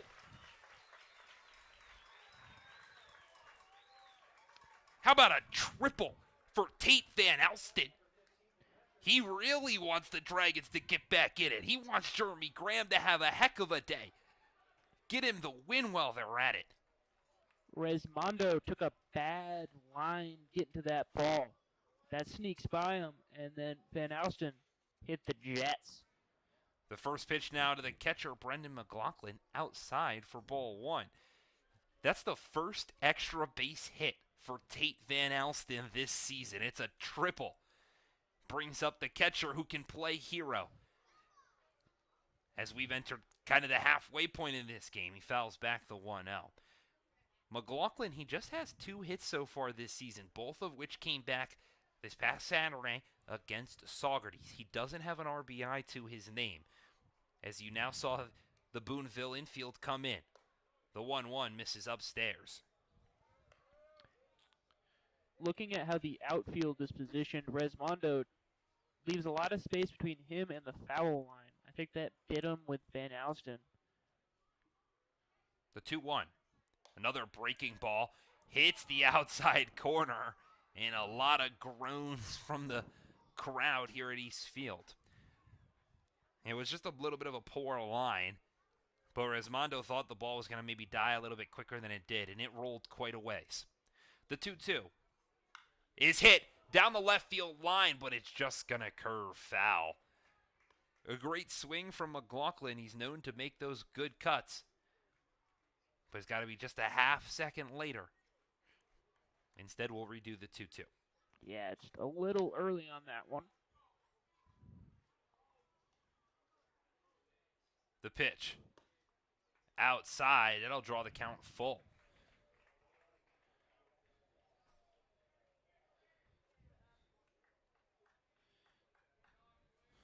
So Turner, who was really stellar through this game so far, gives up a loud first batter.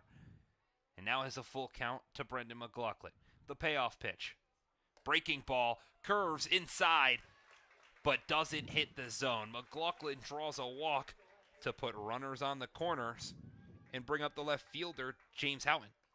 Good call by our home plate umpire. Seen someone's in a similar spot call that one a strike, but lately he's been on top of it.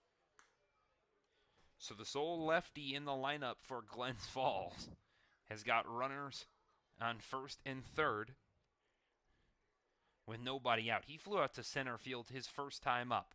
The first pitch he sees is a mile high for ball 1.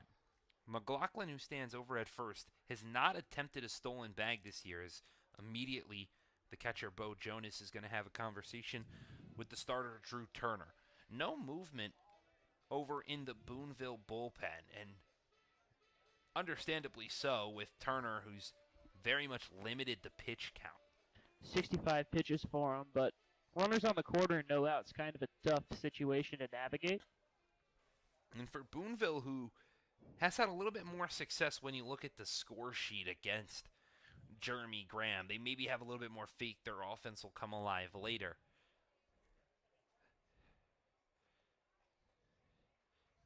As the quick conversation's done, and now the 1-0 to Houghton is swung on and missed. Houghton chased that high strike right there. Maybe an understanding to believe that Turner will get it done, and maybe those hits, they're just kind of a byproduct. He's given up 18 hits in his 20 innings of work, only allowed, though, 8 earned runs. As Houghton grounds this one off the glove of the second baseman, Gonzalez, and into the outfield. Just like that, Van Alsten will come to score. McLaughlin will go to third, and we're going to redo the same spot. But not after James Houghton drives in the tying run, as we're even at one apiece for the first base hit of James Houghton 2025. Big time way to get your first base hit. Tie up the ball game. Turn the lineup over. Still nobody out. Stroh's going to square up to bunt. Stroh in the box. You see the third baseman, Perez, come in. Stroh pulls back on the bunt with the ball almost at his head. So you count 1-0. It was Perez who was coming all the way in. Even if a runner can just advance, it would still only be 1 out with the heart of this Dragons lineup due up. The 1-0, Stroh's now swinging away, squares this one straight back. So it's McLaughlin, the catcher, over at third. Houghton, the left fielder, is standing at first. Still no movement for the Lumberjacks. As now the field umpire, we see Bill Decker kind of signaling for the on-deck guy to move over just a little bit.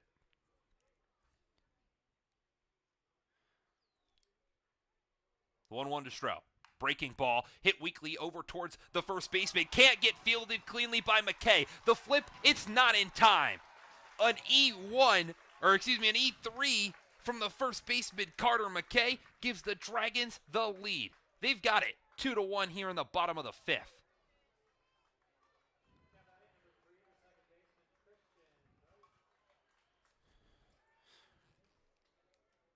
They say don't let the Dragons get hot. Well, they're rolling here in the bottom of the 5th. They're definitely getting hot. A few great at-bats. Still nobody out. Still 2 runners on. A triple, a walk, a single, and now an error has given Glens Falls their first lead of the game. Now you see Christian Moat squared a bunt straight back to the pitcher. The coverage over at the bag is in time to get the second baseman, but both the runners will advance their 90 feet, and we finally have our first out here in the bottom of the 5th. So it's a sacrifice bunt for Christian Moat. Brings in the first out, but moves Travis Stroh up to second. We know he's got some speed, and puts James Houghton over at third. The infield for Boonville now up in on the grass. The first pitch to Enrique Diaz is a big breaking ball in there for strike 1.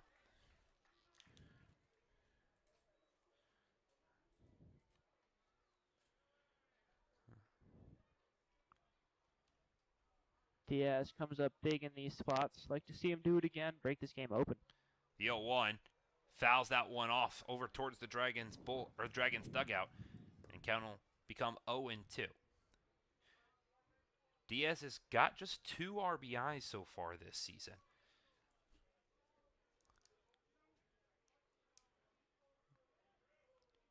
I mean, Travis Stroh reaching on that error, that brought in his first RBI of the year. James Houghton's got his first hit and RBI on one swing as Diaz watches an 0-2 bounce in the dirt. So a lot of firsts happening here in today's ball game, with the Dragons scoring 2 here in the bottom of the 5th, lead this game by 1.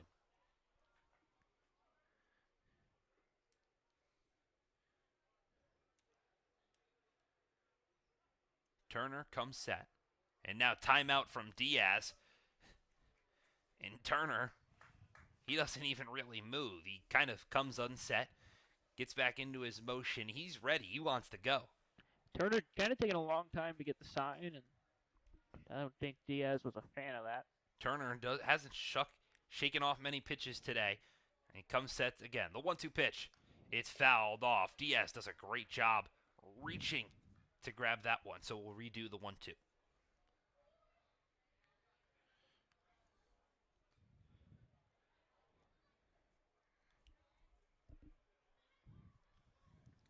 So again, standing at third, it's Houghton. At second is Stroh.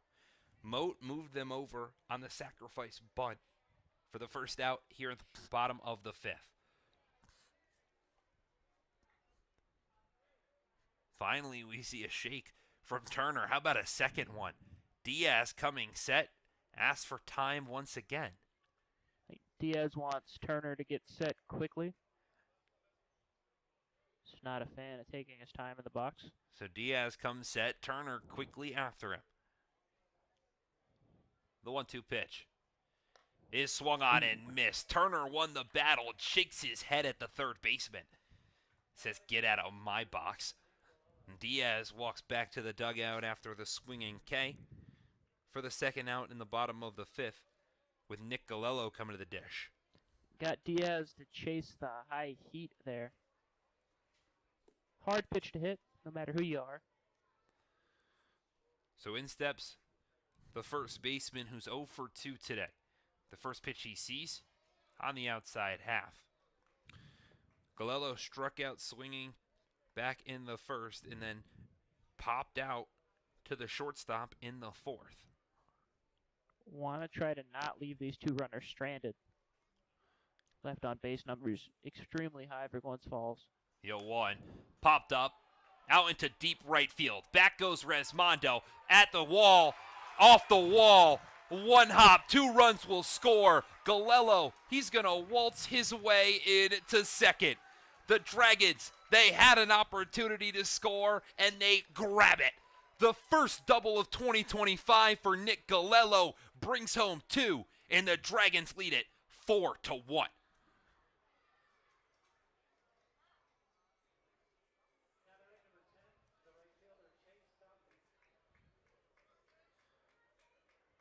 Galello chose to get to the hardest part of the field, the furthest part away from home, and was honestly about 10 feet shy of his third long ball of the season. Now the first pitch to Chase Falcon's a breaking ball that he thought was going to hit him, but curved into the zone.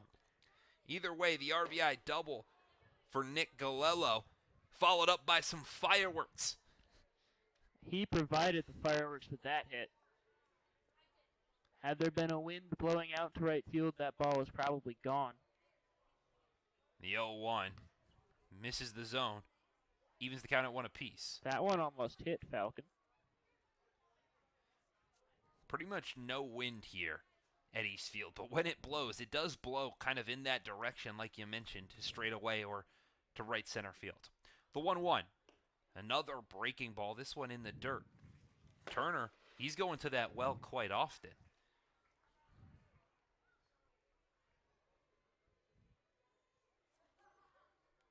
He's got about a 12-6 curve, straight up and down breaking ball.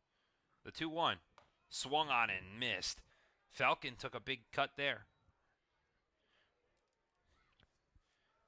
But we'll have deuces wild for the second time today. This is the first inning Turner's really had to work. First inning, Turner has faced more than 4 batters. The 2-2. Low for ball 3. Thrown over 20-ish pitches. 25 pitch mark roughly. Up to 83 in the game. So Galello stands at second. Falcon in the box. Turner comes set. The payoff pitch. A half-hearted swing from Falcon allows Galello to go towards third because it got away from Jonas behind the plate. So Falcon draws a 2-out walk, and Galello moves on the pass ball. Rare to see one of those from the catcher. As it's now going to be Cody Meyer, the designated hitter, who comes in. He's the 9th batter to the plate this inning.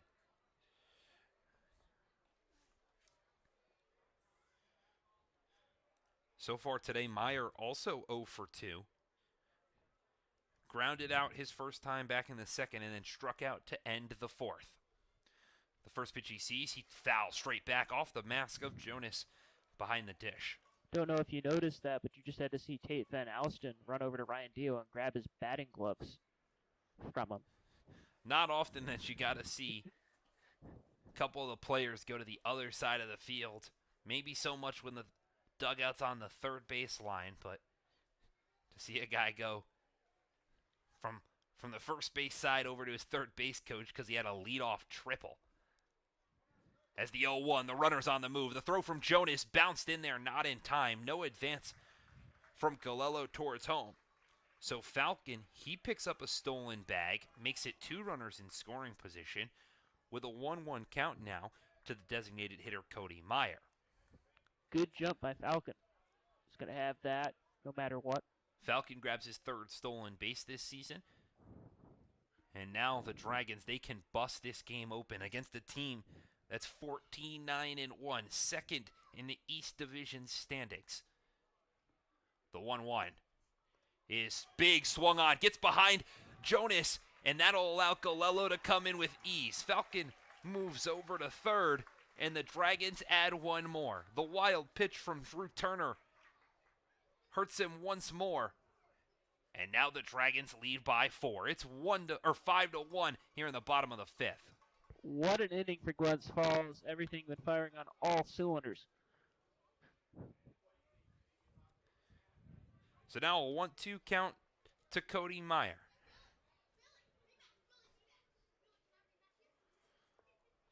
Falcon stands just 90 feet from home. The 1-2.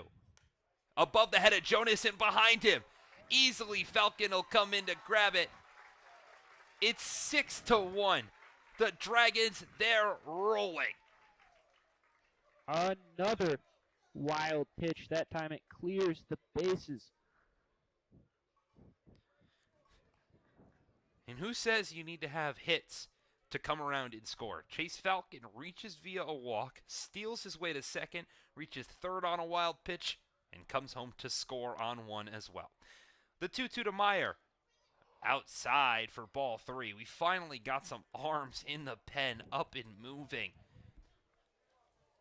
for the Lumberjacks. And it's really just been a blow-up inning for Drew Turner here in the bottom of the 5th. Drew Turner about to throw pitch number 90.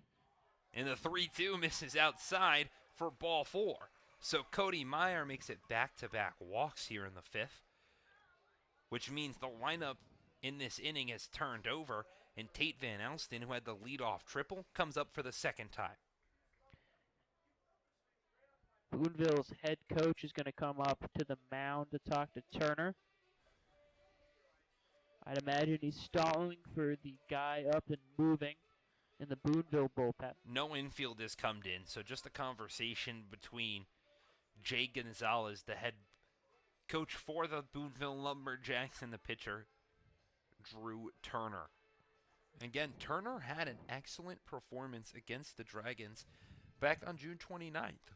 In that 12-2 Mercy Rule win for the Lumberjacks, he went 5 innings, gave up just 4 hits, where he allowed just 2 runs, and he struck out 7. Coming into this 5th inning, he had given up just 3 hits, no earned runs. He had struck out 4, and he didn't have a walk to his name. But it's been the 5th that has really hurt him today. He was on cruise control up until the 5th inning. The first pitch he throws to Tate Van Alsten the second time. Not going to try to throw him anything kind of middle. As a ball bouncing in the dirt. Everything unraveled with that triple by Van Alsten. The 1-0 chopped on the ground over towards Santiago at second. He flips to Gonzalez, Santiago at short, flips to Gonzalez at second to get the force out in Meyer. But the Dragons, they went from no runs to 6 in a flash. They lead it by 5 as we head to the top of the 6th here at East Field.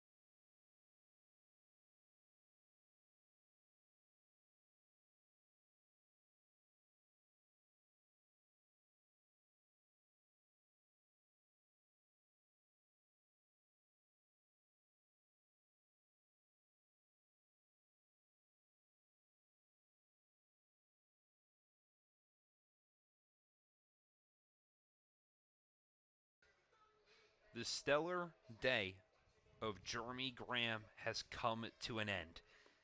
After 5 innings of work, he gave up just 3 hits, allowed a run, mainly because of 3 walks, but he struck out 9. Jeremy Graham, the guy who didn't start a single game this season, had a 15.19 ERA in 5 1/3 innings. Goes nearly every bit of what he's done in 4 appearances. Struck out 2 more batters than he struck out all year. Was stellar through 5 to hand the ball over to Cameron Biller in the 6th. And now it'll be the bullpen who look to keep the 5-run lead and give Glens Falls a much-needed win. The first pitch on the ground over to Enrique Diaz at third. The strong throw across the diamond is in time. Biller needs just one pitch to get a ground out from Devin Moran. He gets a quick out, number one, in the top of the sixth. One pitch, one out, thanks to the cannon of an arm that Enrique Diaz has. Defensively, we've seen some mishaps from Diaz over at third. Today, he has been locked down at the hot corner. Yeah, So in steps the catcher, Bo Jonas. He watches the first pitch in there for strike one. Diaz made two really stellar throws, two really hard throws at third so far today. Going back to Germany, Graham, with that 6-run performance in the fifth, he is in line for a win. Not too often that we've seen a Dragons starting pitcher, get a win just off a stellar performance, as Biller makes it quickly an 0-2 count to Jonas. Now he comes set. The pitch gets a big cut from the catcher, who comes up empty-handed. The first K for Cameron Biller in 4 pitches. He's got 2 outs here in the top of the sixth. So far, Biller been dialed in,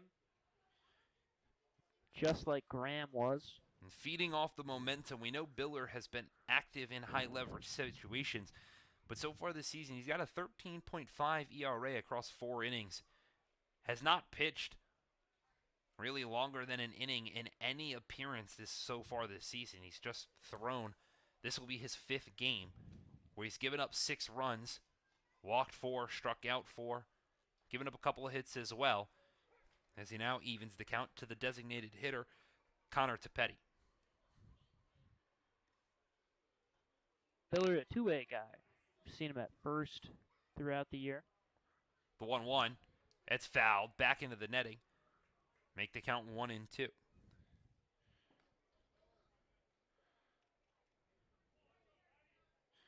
Tepetti so far today, he's 0 for 1 with a strikeout back in the second. Did draw a walk in the fourth. Got to second, but was stranded on the base paths. The 1-2. Tries to get a breaking ball on the outside, but misses too far. Count evens at 2 apiece.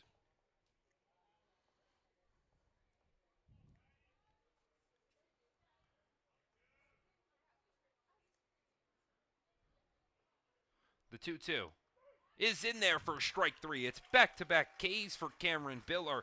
He makes it 1-2-3 in the top of the sixth. And now the Dragons bats get an opportunity to add some more here in the bottom of the sixth.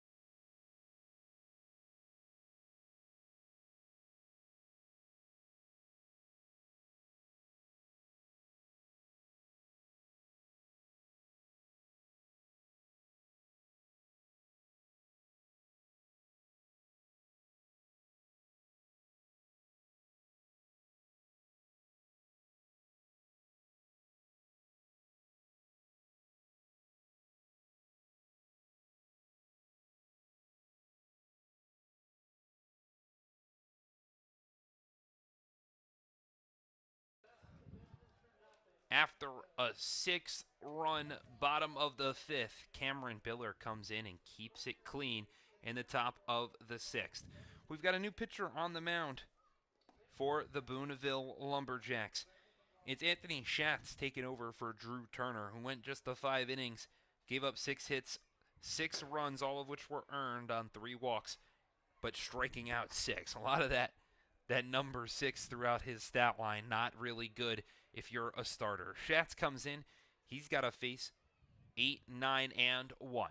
The first pitch he throws to Brendan McLaughlin is fouled off into the bleachers along the right-hand side. Last time Anthony Schatz pitched in a game was actually also back on June 9th. He got, you could call it the save, but that last kind of out that Boonville needed in the top of the 8th before they would walk it off in the bottom half. He only went an inning. He did walk 2, struck out 1, but didn't allow a hit or any earned. He's a big lefty compared to the righty of Turner, as McLaughlin fouls off the 1-1 to make it 1-2. But so far this year, Anthony Schatz has been stellar through his 7 appearances. He's got a 2.57 ERA across 14 innings of work. The walk has been the concern for him. He's given up 12 walks to only 11 strikeouts, but only 4 earned runs this season. It's been the defense that's let him down, because 7 runs have come across the score while he's on the mound. So now all of a sudden we have a conversation between the field umpires, and it looks like there's a car that's parked out just beyond, maybe past the street. And field umpire Bill Decker not entirely happy about where the lights are, because as we turn to the 9 o'clock hour here in Glens Falls, it does get a little darker, and those car lights, they can definitely play an impact. So Bill Decker, the field umpire, just want to make sure everything's clear. We can play proper PGCBL baseball, with McLaughlin stepping back in the box with a 1-2 count. Schatz delivers the pitch, and McLaughlin goes down swinging. The first batter that Anthony Schatz faces out of the bullpen gets him swinging on strikes for out number 1. Interesting thing I observed. If Biller goes back out next inning, we're going to have a 16-on-16 matchup. Both starting pitchers, not starting. Both pitchers in the game right now are 16.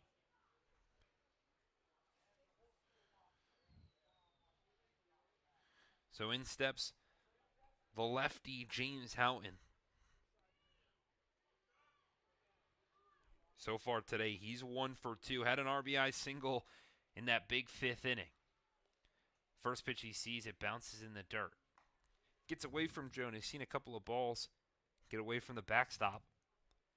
This time, though, luckily nobody's on, so can't hurt Boonville any more than it did an inning prior.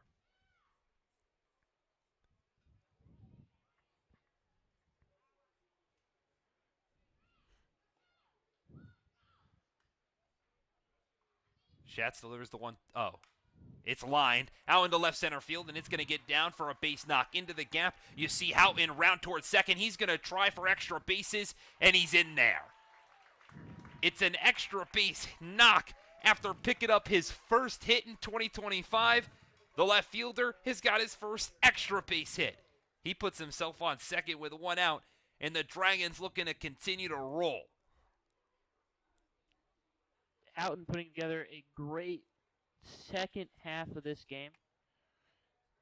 Single, double, RBI, filling up the stat sheet.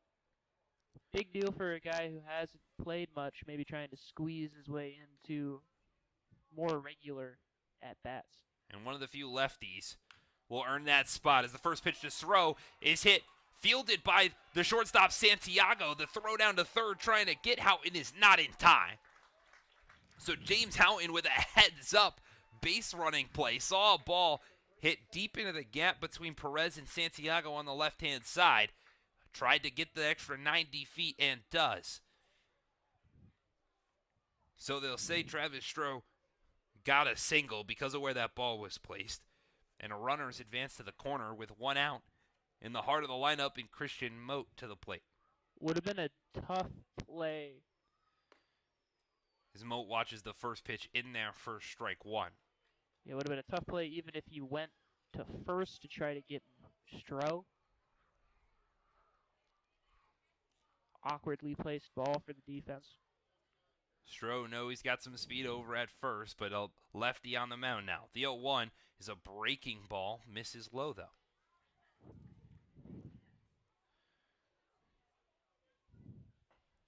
Mentioned some of that speed from the center fielder, Stroh. He's got 5 stolen bases this season, but he's been caught 3 times as well. The 1-1 to Moat is chopped weakly over towards the left-hand side. Santiago fields it, throws over to first, gets Moat in time, but a run comes home to score. So another sacrifice from Christian Moat scores another run, and the Dragons, they now lead it 7-1 here in the bottom of the 6th. Moat having himself a pretty good game as well. A lot of these Dragons hitters lately putting together a great game. So there's still a runner in scoring position for Enrique Diaz as he's first pitch swinging that one out into right field. Resmondo moves over towards his right, but brings it in a couple feet shy of the warning track. So the Dragons, they add another. They lead it 7-1 as we head to the 7th inning here at Eastfield.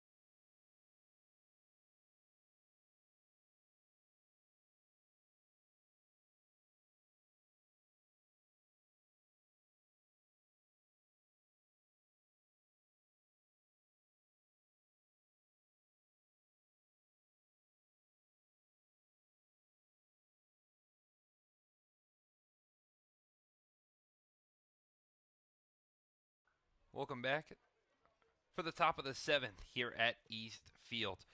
Alongside Luke LaRose, I'm Nathaniel Cunningham. It's been stellar performance for the Glens Falls Dragons as they lead the Boonville Lumberjacks 7-1 with just 3 innings to go. Some loud fireworks happening in the distance on this wonderful July 4th night as Cameron Biller steps back on the mound, throws a first pitch strike to the 7-hole hitter Miguel Gonzalez. The Dragons' last 2 innings have lit up the scoreboard. 7 runs between the 2 innings. The 0-1 in there for strike 2. Not often that you see Glens Falls really explode like they did in the 5th, and then added some insurance, really like they needed it, in the 6th. As the 0-2 is chopped back up the middle over towards Van Alsten at short. He throws on the run and gets Gonzalez on the move. A great play from Tate Van Alsten over at short. It gets the first out here in the top of the 7th. That play was a little closer than I thought it would be. Gonzalez got good speed down the line. You see quite a bit of movement and quite a little bit of speed from Gonzalez, but not enough to make it matter. In steps the left fielder, Jacob Newland. He's 0 for 2 in today's game. Got a strikeout and a flyout as he watches the first pitch outside.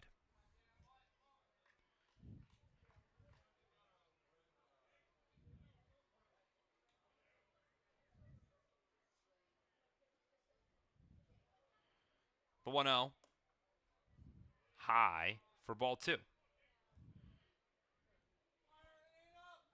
And Newland had that kind of straightaway fly ball that got Stroh moving around a little bit, but was able to bring it in relatively easily as he takes a big cut at the 2-0 pitch, but comes up empty-handed, and now we've got some fireworks in straightaway center. So a little bit of extracurricular action here for the Dragons, maybe a distraction for the Boonville hitters. You've got to deal with fireworks going off in straightaway. The 2-1 from Biller is upstairs as you see Newland almost hit a Michael Jackson pose there. Count becomes 3-1.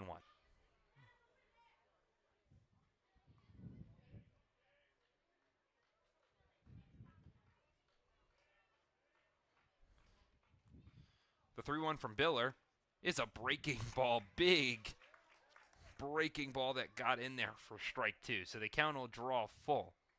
That one kind of buckled Newland. As Biller quick to come set. The payoff. Outside for ball 4. The first free pass for Cameron Biller today. Puts a runner on first with 1 out here in the top of the 7th.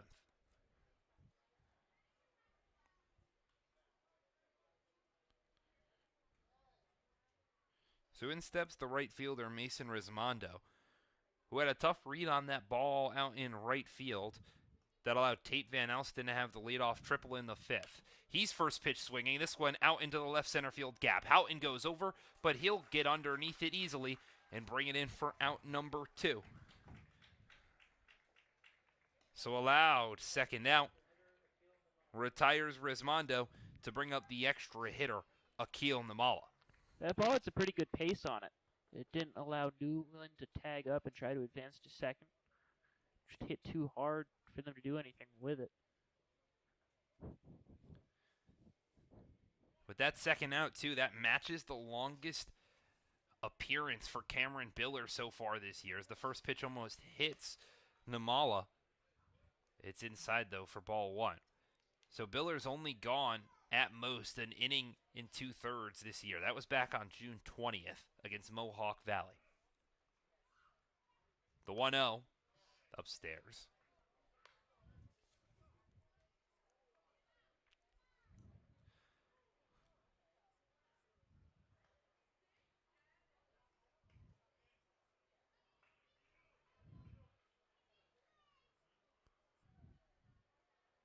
As the 2-0 misses well high, and now Biller has worked himself into a 3-0 count.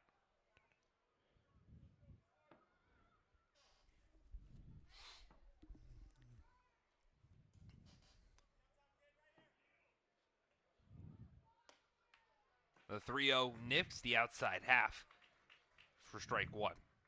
The last time Biller stepped on the mound was back in that kind of chippy back and forth contest with the Oneonta Outlaws back on June 24th.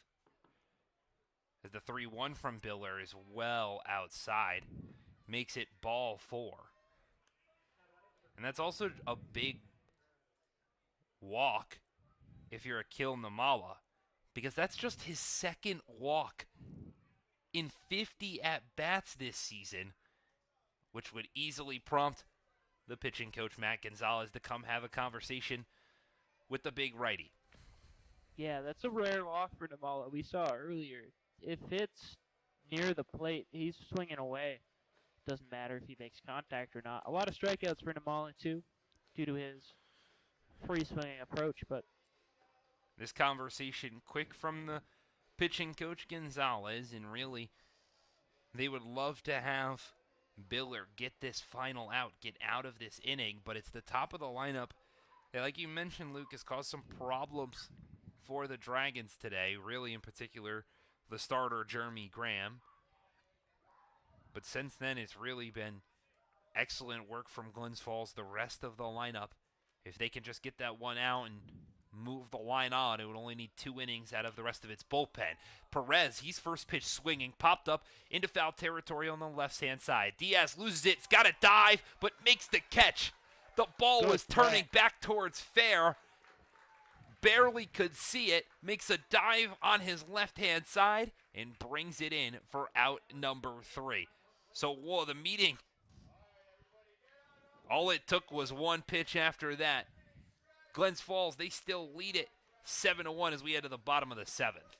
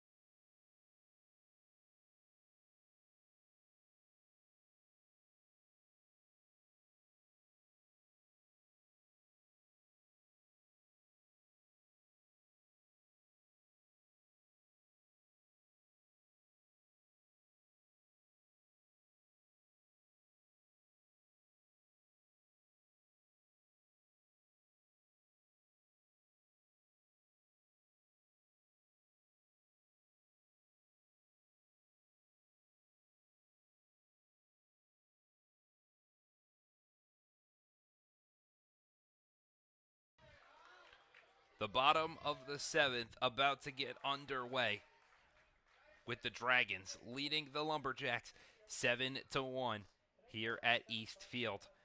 Cameron Biller worked himself into a little bit of a jam, had runners on first and second with 2 outs. Got a little wild at that point, but one pitch to Andy Perez and an excellent play from Enrique Diaz brought in out number 3 to keep the game where it's at. Glens Falls would love to apply some more pressure, maybe even a mercy rule. They're 4 runs away. They're going to hand it to the 4-hole hitter in Nick Galello, who watches the first pitch ball. We've been critical of Diaz's defense all year long up here, but tonight he's been locked down. Stellar defensive performance from the hot corner. Hard to play over there for a reason, but he's made it look easy today. It'll be 4, 5, and 6 for the Dragons as Galello takes a big cut at the 1-0 pitch and fouls it into territory that lands on the concourse just shy of our broadcast booth.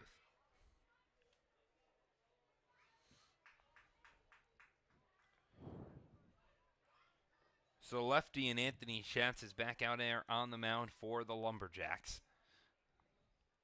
The 1-1 he throws is chopped from Galello off to the left-hand side.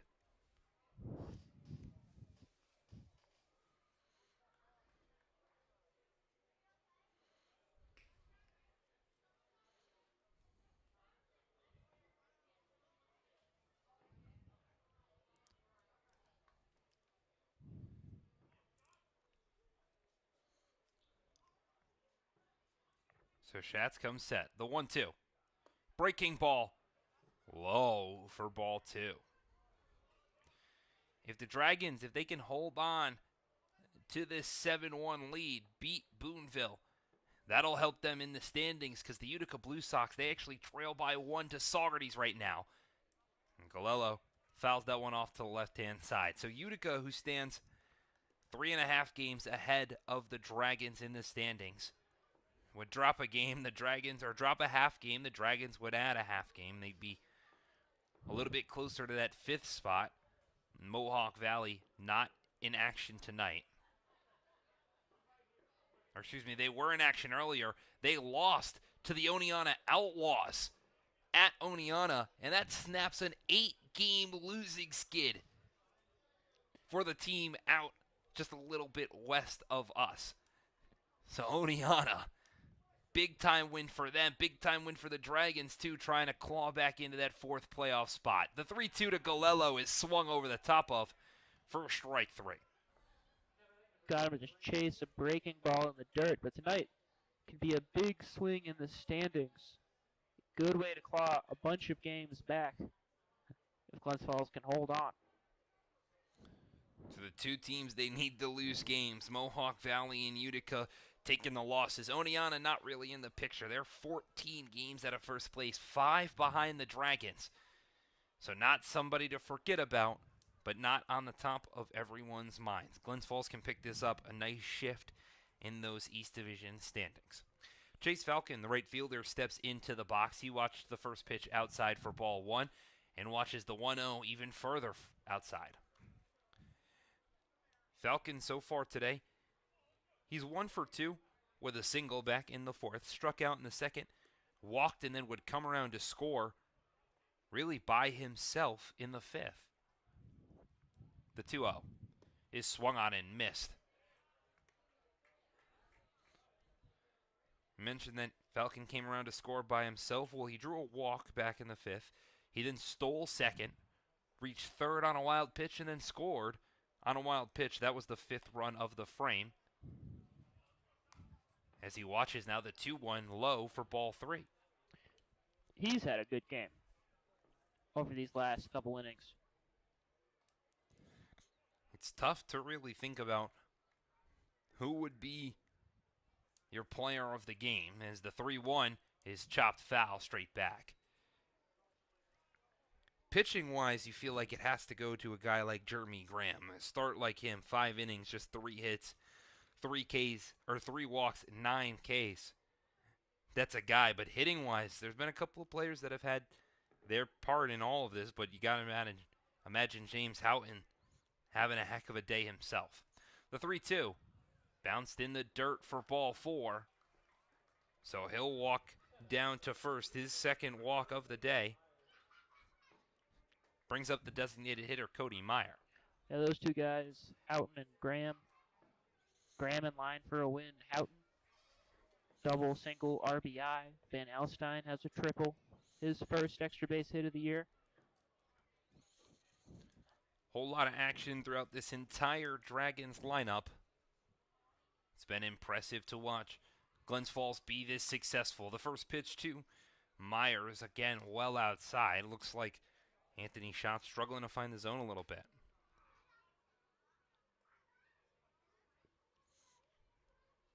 Schott struggling with his command, working out of the stretch. I guess even before he worked out of the stretch.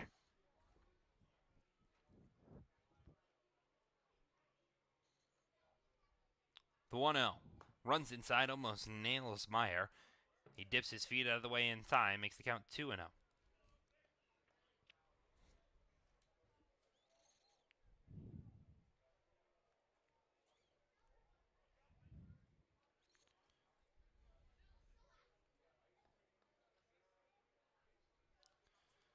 So Schatz comes set, takes a look over at first. The 2-0. Outside, makes the count 3-0. Struggling with command, specifically on the fastball. Struggled to find the zone, but some people, they've not struggled to find the action here at Eastfield. They got a couple of fans out in left along the street. They're getting maybe a free look in here, just shy of the left field pole. The 3-0 to Meyer. Bounced in the dirt for ball 4. Gets away from the catcher, Jonas. So Falcon will advance to second as Meyer takes his free pass, his second of the day. Looks like Shat's kind of holding on to the fastball too long, spiking them in the dirt. He's going to ask for a new baseball from home plate umpire Aaron Bouchy, as he'll try to reset. There's another arm that just started to get up for the Lumberjacks. It looks like there might be a couple of guys just getting up and loose. They're trying to get through it. On the flip side of things for Glens Falls, Ethan Nardacci has been up for a while. It's like he'll be the next arm that they'll turn to. As Van Alsten takes a big cut at the first pitch he sees for strike one.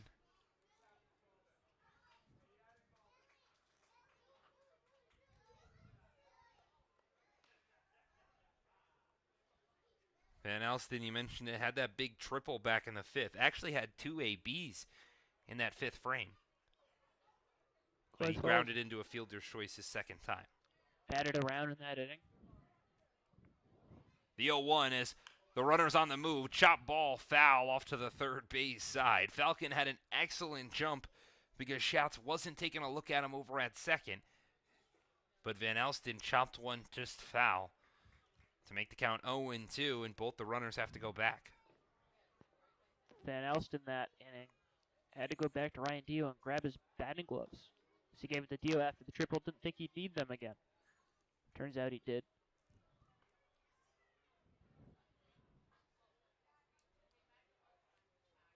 So Schatz comes set. Some dancing over at second, a long look. The 0-2, breaking ball. Gets the outside half. A long call from home plate umpire Aaron Bouchy. Sits down Tate Van Alsten. It's the third strikeout for Anthony Schatz today.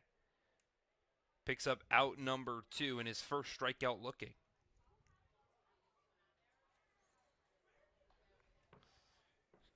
So the catcher, Brendan McLaughlin, comes to the dish. He's 0 for 2 with a run scored. That was again in that big fifth inning. If they're going to go check over at second with Falcon, he's caught in a pickle along the third base line. One throw down, another throw. It goes from the second baseman, Gonzalez, to the third baseman, Perez, and then the shortstop, Santiago. For your casual 1-4-6 or 1-4-5-6 pickoff. Strands a couple of runners on the base paths, but the Dragons, they still lead it by 6, headed to the 8th.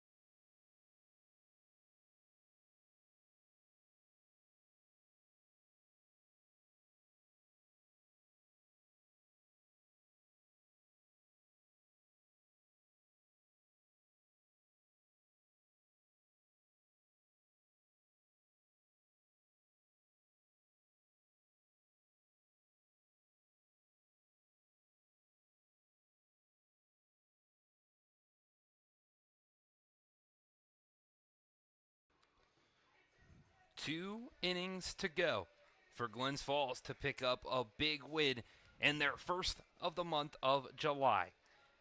Cameron Biller, his day on the mound has come to an end. Goes 2 innings, his longest outing in 2025, where he gave up 0 hits, 0 runs, struck out 2, and walked 2 as well. It'll be Ethan Nardacci taking over on the bump for the Dragons, as there will be a conversation between the reliever and the catcher, McLaughlin. Nardacci so far this season, he's appearing in his sixth game where he's got just a 4 ERA across 9 innings of work. He does have a 2-0 record, and he picked up one of those wins in his last appearance this past Saturday against the Saugerty Stallions when Glens Falls took down Saugerties 5-4. He was the closing pitcher that got the win. Gave up just an earned run, but he struck out 4, allowing just 3 hits in that one. So an excellent performance from Nardacci there, who likes to work quickly, but has quickly worked himself into a 2-0 hole to Angel Santiago. Santiago, one of the guys that gave Graham problems. Well, the 2-0 doesn't have any problems finding a strike zone. Filler worked through Perez easily.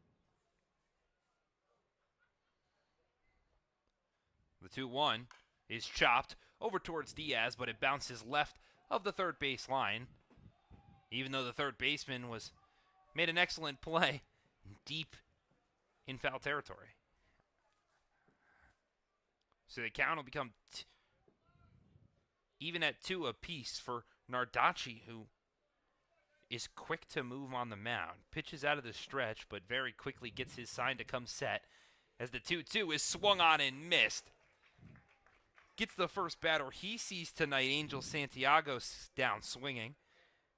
The shortstop goes down for the first time today, and it's out number 1 here in the top of the 8th.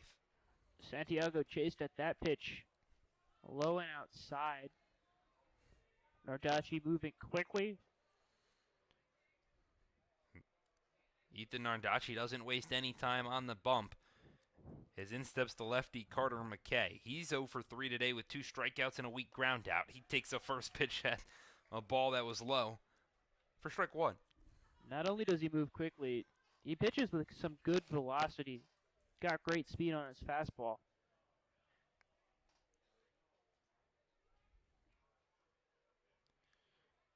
First time we've seen Nardacci take more than about a half a second. Didn't look like he had any intention of throwing a pitch there, and forces McKay to step out. But maybe it was more communication because the catcher, Brendan McLaughlin, comes out to have a conversation. So 2 guys that have a reset, maybe talking through the signs.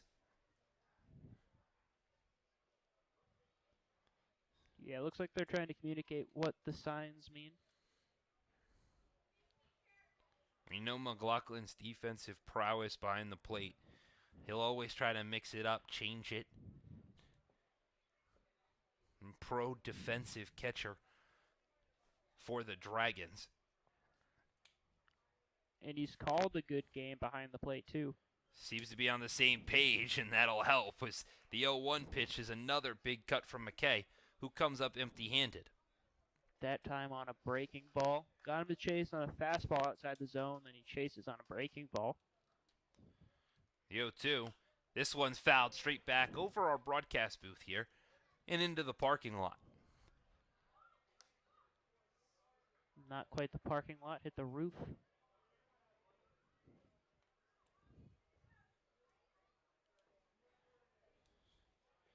So Nardacci quick to come back and get set.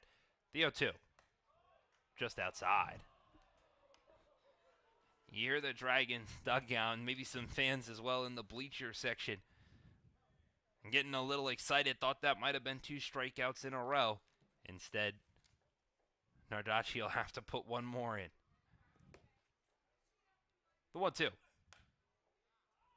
Just missed outside.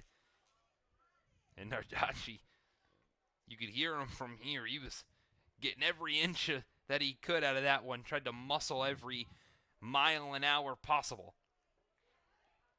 Instead, the count's even at 2 apiece. The pitch. Breaking ball too far outside. He's upset at himself now. Turns around and yells as the count draws full. Yeah, breaking ball didn't bite. Just hung that one up.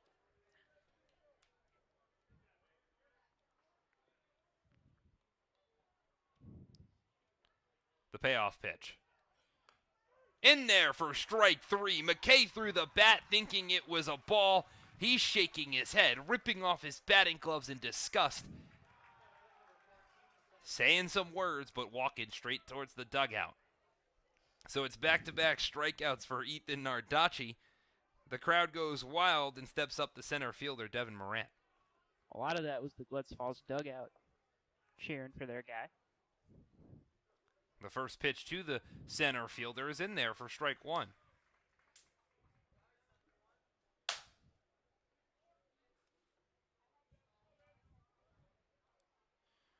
The 0-1 runs inside and nails Moran. Oh, they're going to say it went off his bat. So some luck for Ethan Nardacci makes what would have been a hit by pitch an 0-2 count. That one off the knob, apparently.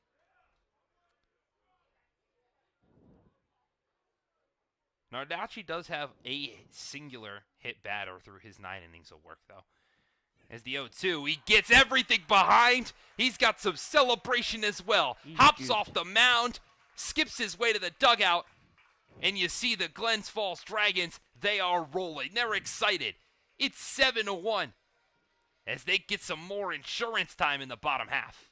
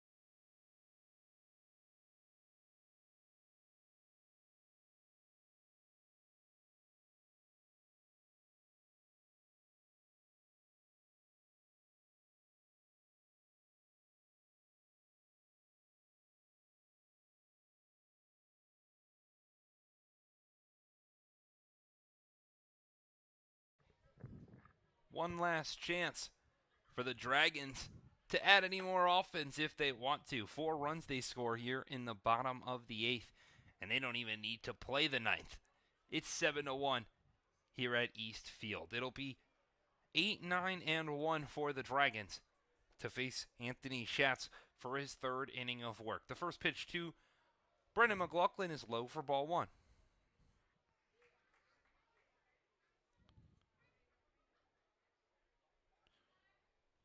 McLaughlin's 0 for 2 today as he watches the 0-1 outside. Struck out back in the 6th. Hit a weak ground ball back to the pitcher in the 2nd and then drew a walk where he came around to score in the 5th. Seemed like that's a pretty standard saying for everybody in this Dragons lineup as he takes a big cut on the pitch inside. Makes the count 2-1.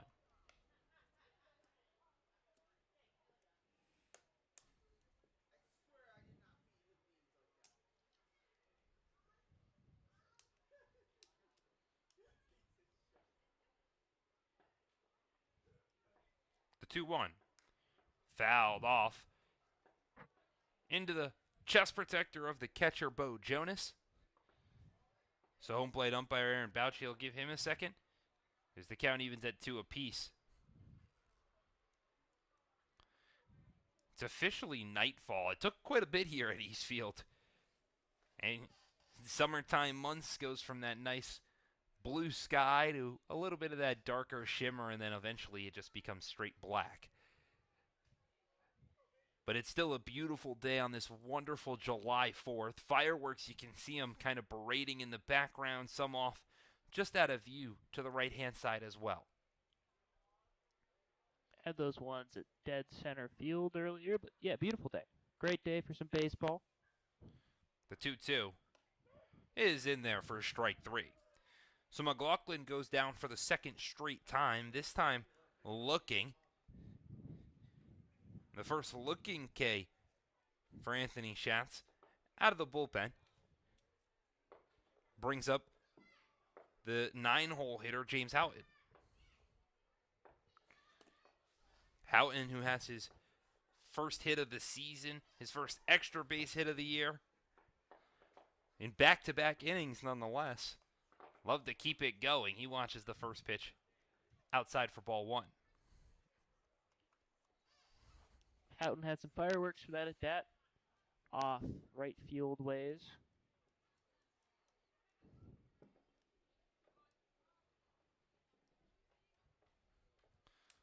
The 1-0. Chopped foul. Houghton took a late swing at it, got a piece of it, but makes the count 1-1.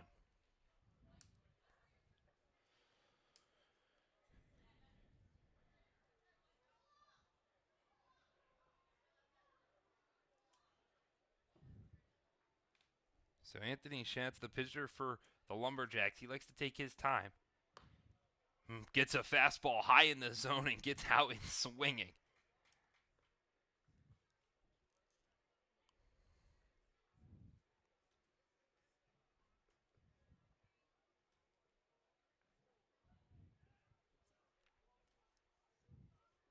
The 1-1. Bounced in the dirt.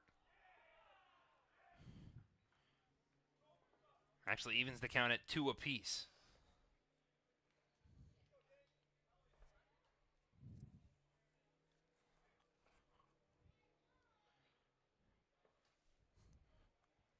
So Houghton steps back in the box, finally comes set. Schatz on the mound, also comes set. Takes his time. The 2-2. Breaking ball too high. James Houghton's drawn the count full.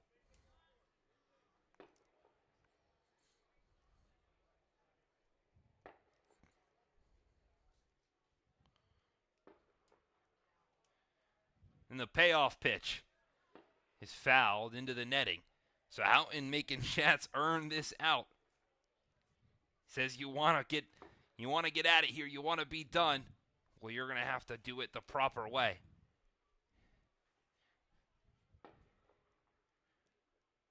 As a 3-2.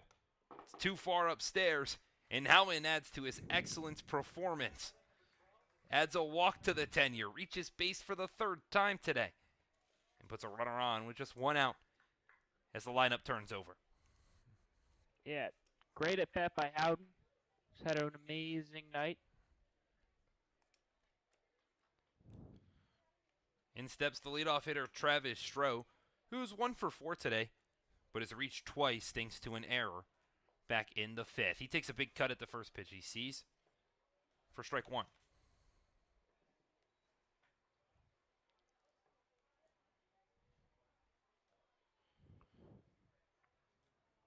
So now a conversation between home plate umpire Aaron Bouchey and the pitcher Anthony Schatz. Now in comes field umpire Bill Decker. You can only imagine what this conversation is about. Yeah, Maybe no a little idea. bit about the baseballs, because the second time we've seen Schatz complain or maybe ask for a new one. But very rarely do you see the field umpire come in for a conversation like that.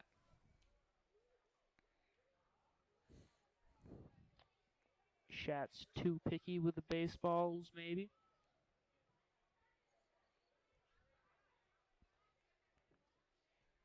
Unlike the MLB, we don't seem to have an unlimited supply of perfectly fresh baseballs for your pitchers.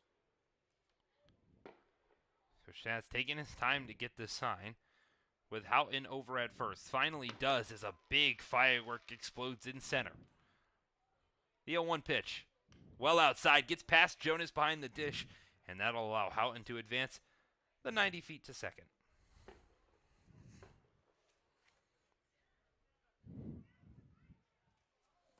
Some more of those fireworks from straightaway center going off. Got some down the right field line as well. Going to be a mirage of them throughout upstate New York in the free space, the fields. You always see them going off pretty much a little bit everywhere. The 1-1. Outside for ball 2. It's a staple part of the upstate New York life, especially with Saratoga Lake not too far away as well. Lake George going to have some tonight on the lake down by Fort William Henry. Always a fireworks display in Glens Falls at Crandall Park. They're going to go check on the runner at second, but nobody's back, so no throw. As Cooper still along the concourse, he's trying to get the fans excited into it. We've passed the 9:30 marker. We're inching towards 10 o'clock. The 2-1 is swung on and missed. Stroh looked like he was trying to put that ball out by where those fireworks are. He evens the count at 2 apiece.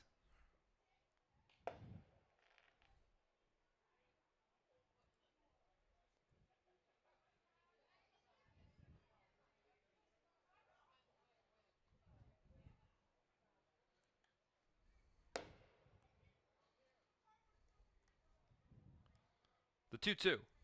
Breaking ball. Outside. Great placement from Anthony Schatz.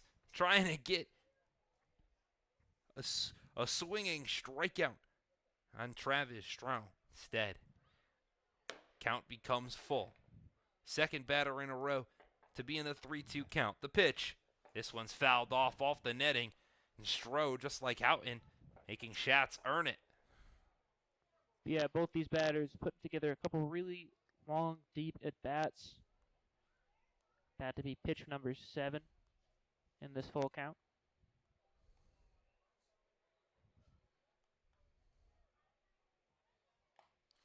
As it gets Stroh swinging at strike number 3. So unlike his outfield partner, Travis Stroh can't fight it off enough to get on base. And he goes down or back to the dugout without number 2 to bring up the second baseman, Christian Moat. Moat so far today is hitless, but large in part because he laid down a sacrifice bunt back in the 5th that would end up scoring 2, and then sacrificed again that allowed a run to come around to score in the 6th. The first pitch he sees, he swings out into center field. Moran's got to come in quite a ways. Brings it in on the run for out number 3. So the Dragons don't add any more in the bottom of the 8th. But all they need now is 3 outs to get a big victory and move up the standings in the East Division.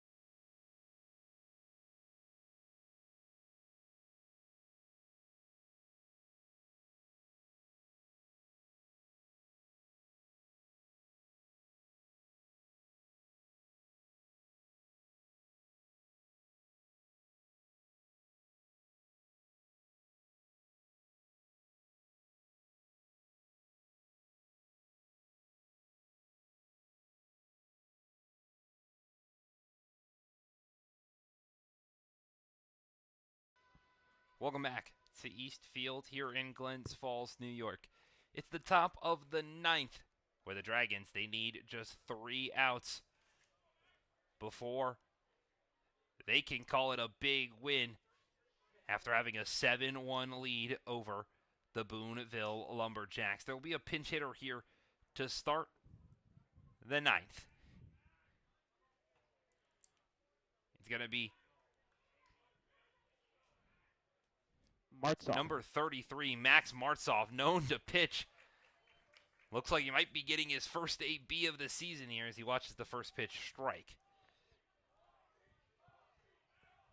You hear the Dragons dugout. They've been electric through the whole warm-up as he chops the second pitch over towards Moat at second. The throw to first is in time. Christian Moat, even in the ninth inning, making some stellar defensive plays. Cross his body on the run. Gets Max Martzoff on the move and makes it out number one here in the top of the ninth.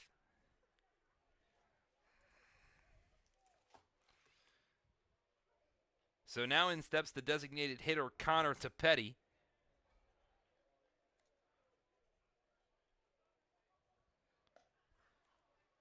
He watches the first pitch ball. It's still Ethan Nardacci who's out there on the mound. He won't get a save, unfortunately, but we'll still get some nice work towards his ERA as the 1-0 also misses outside for ball two. Yeah, the rest of his numbers gets better as long as he can keep it clean here in the ninth. Well, the 2-0 misses it outside, and now it's 3-0.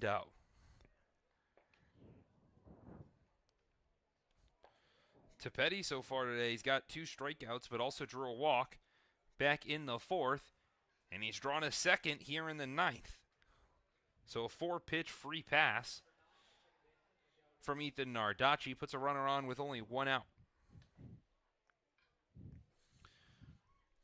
The second baseman, Miguel Gonzalez, now steps into the box after a quick chat from McLaughlin and Nardacci.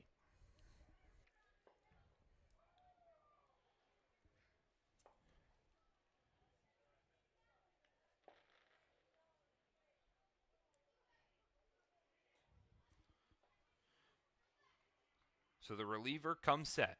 The first pitch, fouled off into the netting just to the right of home plate. Gonzalez so far today, he's 1 for 3.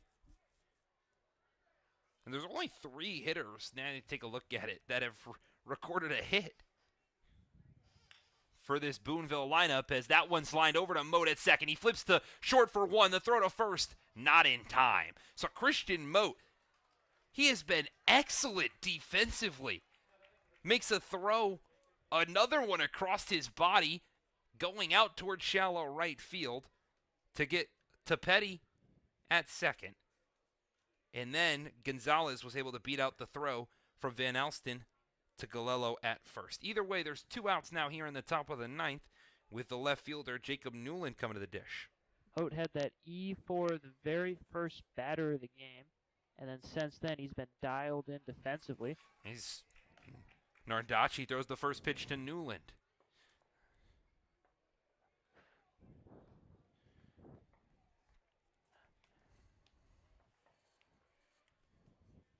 Again, checking over with Gonzalez, who does have a stolen base back in the second inning as the 0-1 is fouled off.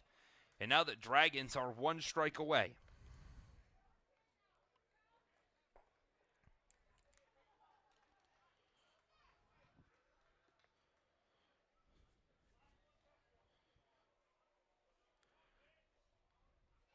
Newland, he's 0 for 2 today. Drew a walk back in the 7th. Got to play hero for the Lumberjacks. The 0-2, chopped on the ground over to Galello at first. He fields it cleanly and he'll step on the bag for out number 3. The Dragons, after struggling to have the offense come together, put up a 6-run 5th inning and take down Boonville for the first time since June 3rd. They take it, the final, 7-1, Glens Falls. What a great game by Glens Falls. Sprung on by the 5th and the 6th inning. 6-run, 1 run. They're able to close it out. Get a great, great win here tonight. A great win indeed for a team that needed it to jump up the East Division standings, especially with Mohawk Valley taking a loss to Oneonta and Utica, who at the time was trailing to Saugerties. And they did indeed lose that game 6-5. So Glens Falls picking up a win that moves them up. And for a team that's got a couple more games at home, that's big time, Luke. Huge, preparing them for this homestand. Big jump in the standings for Glens Falls since Utica and Mohawk Valley both lost. All in all, I'd say you're really, really happy with this night if you're Glens Falls. Boonville, maybe a little bit of soul searching because they did struggle offensively, only 3 hits in the night for them. But Glens Falls, a lot to be proud of in the win so far. A whole ton to be proud of. When you put up 7 runs on 8 hits, you only commit 1 error, and you only strand 7 on base. It seems like a lot, but for this Dragon squad, you'll take only 7 any day. Boonville, they only had 1 run on 3 hits, 1 error. They stranded 11 on the base paths. Your winning pitcher is Jeremy Graham. He didn't throw. He threw 5 1/3 innings through 4 appearances today. He threw 5 innings by himself. Went and just gave up 3 hits on 1 run, 9 Ks, and 3 walks. The loss goes to Drew Turner, who gave up that big 5th inning and ultimately cost it for the Lumberjacks. Glens Falls, they get closer and closer to that playoff spot with a little under a month to go in the PGCBL season. The next time you'll see us on the broadcast will be this Sunday for a doubleheader against Amsterdam. First game will be at 5 o'clock. Second game to be around 7 or 7:30. Those are 7-inning doubleheaders. And another prime opportunity for Glens Falls to pick up some big wins against the best team in the East Division standings. All right, that's all from us here at East Field. From our entire Glens Falls Dragons staff, Luke Laros, I've been Nathaniel Cunningham. The Dragons take down the Lumberjacks.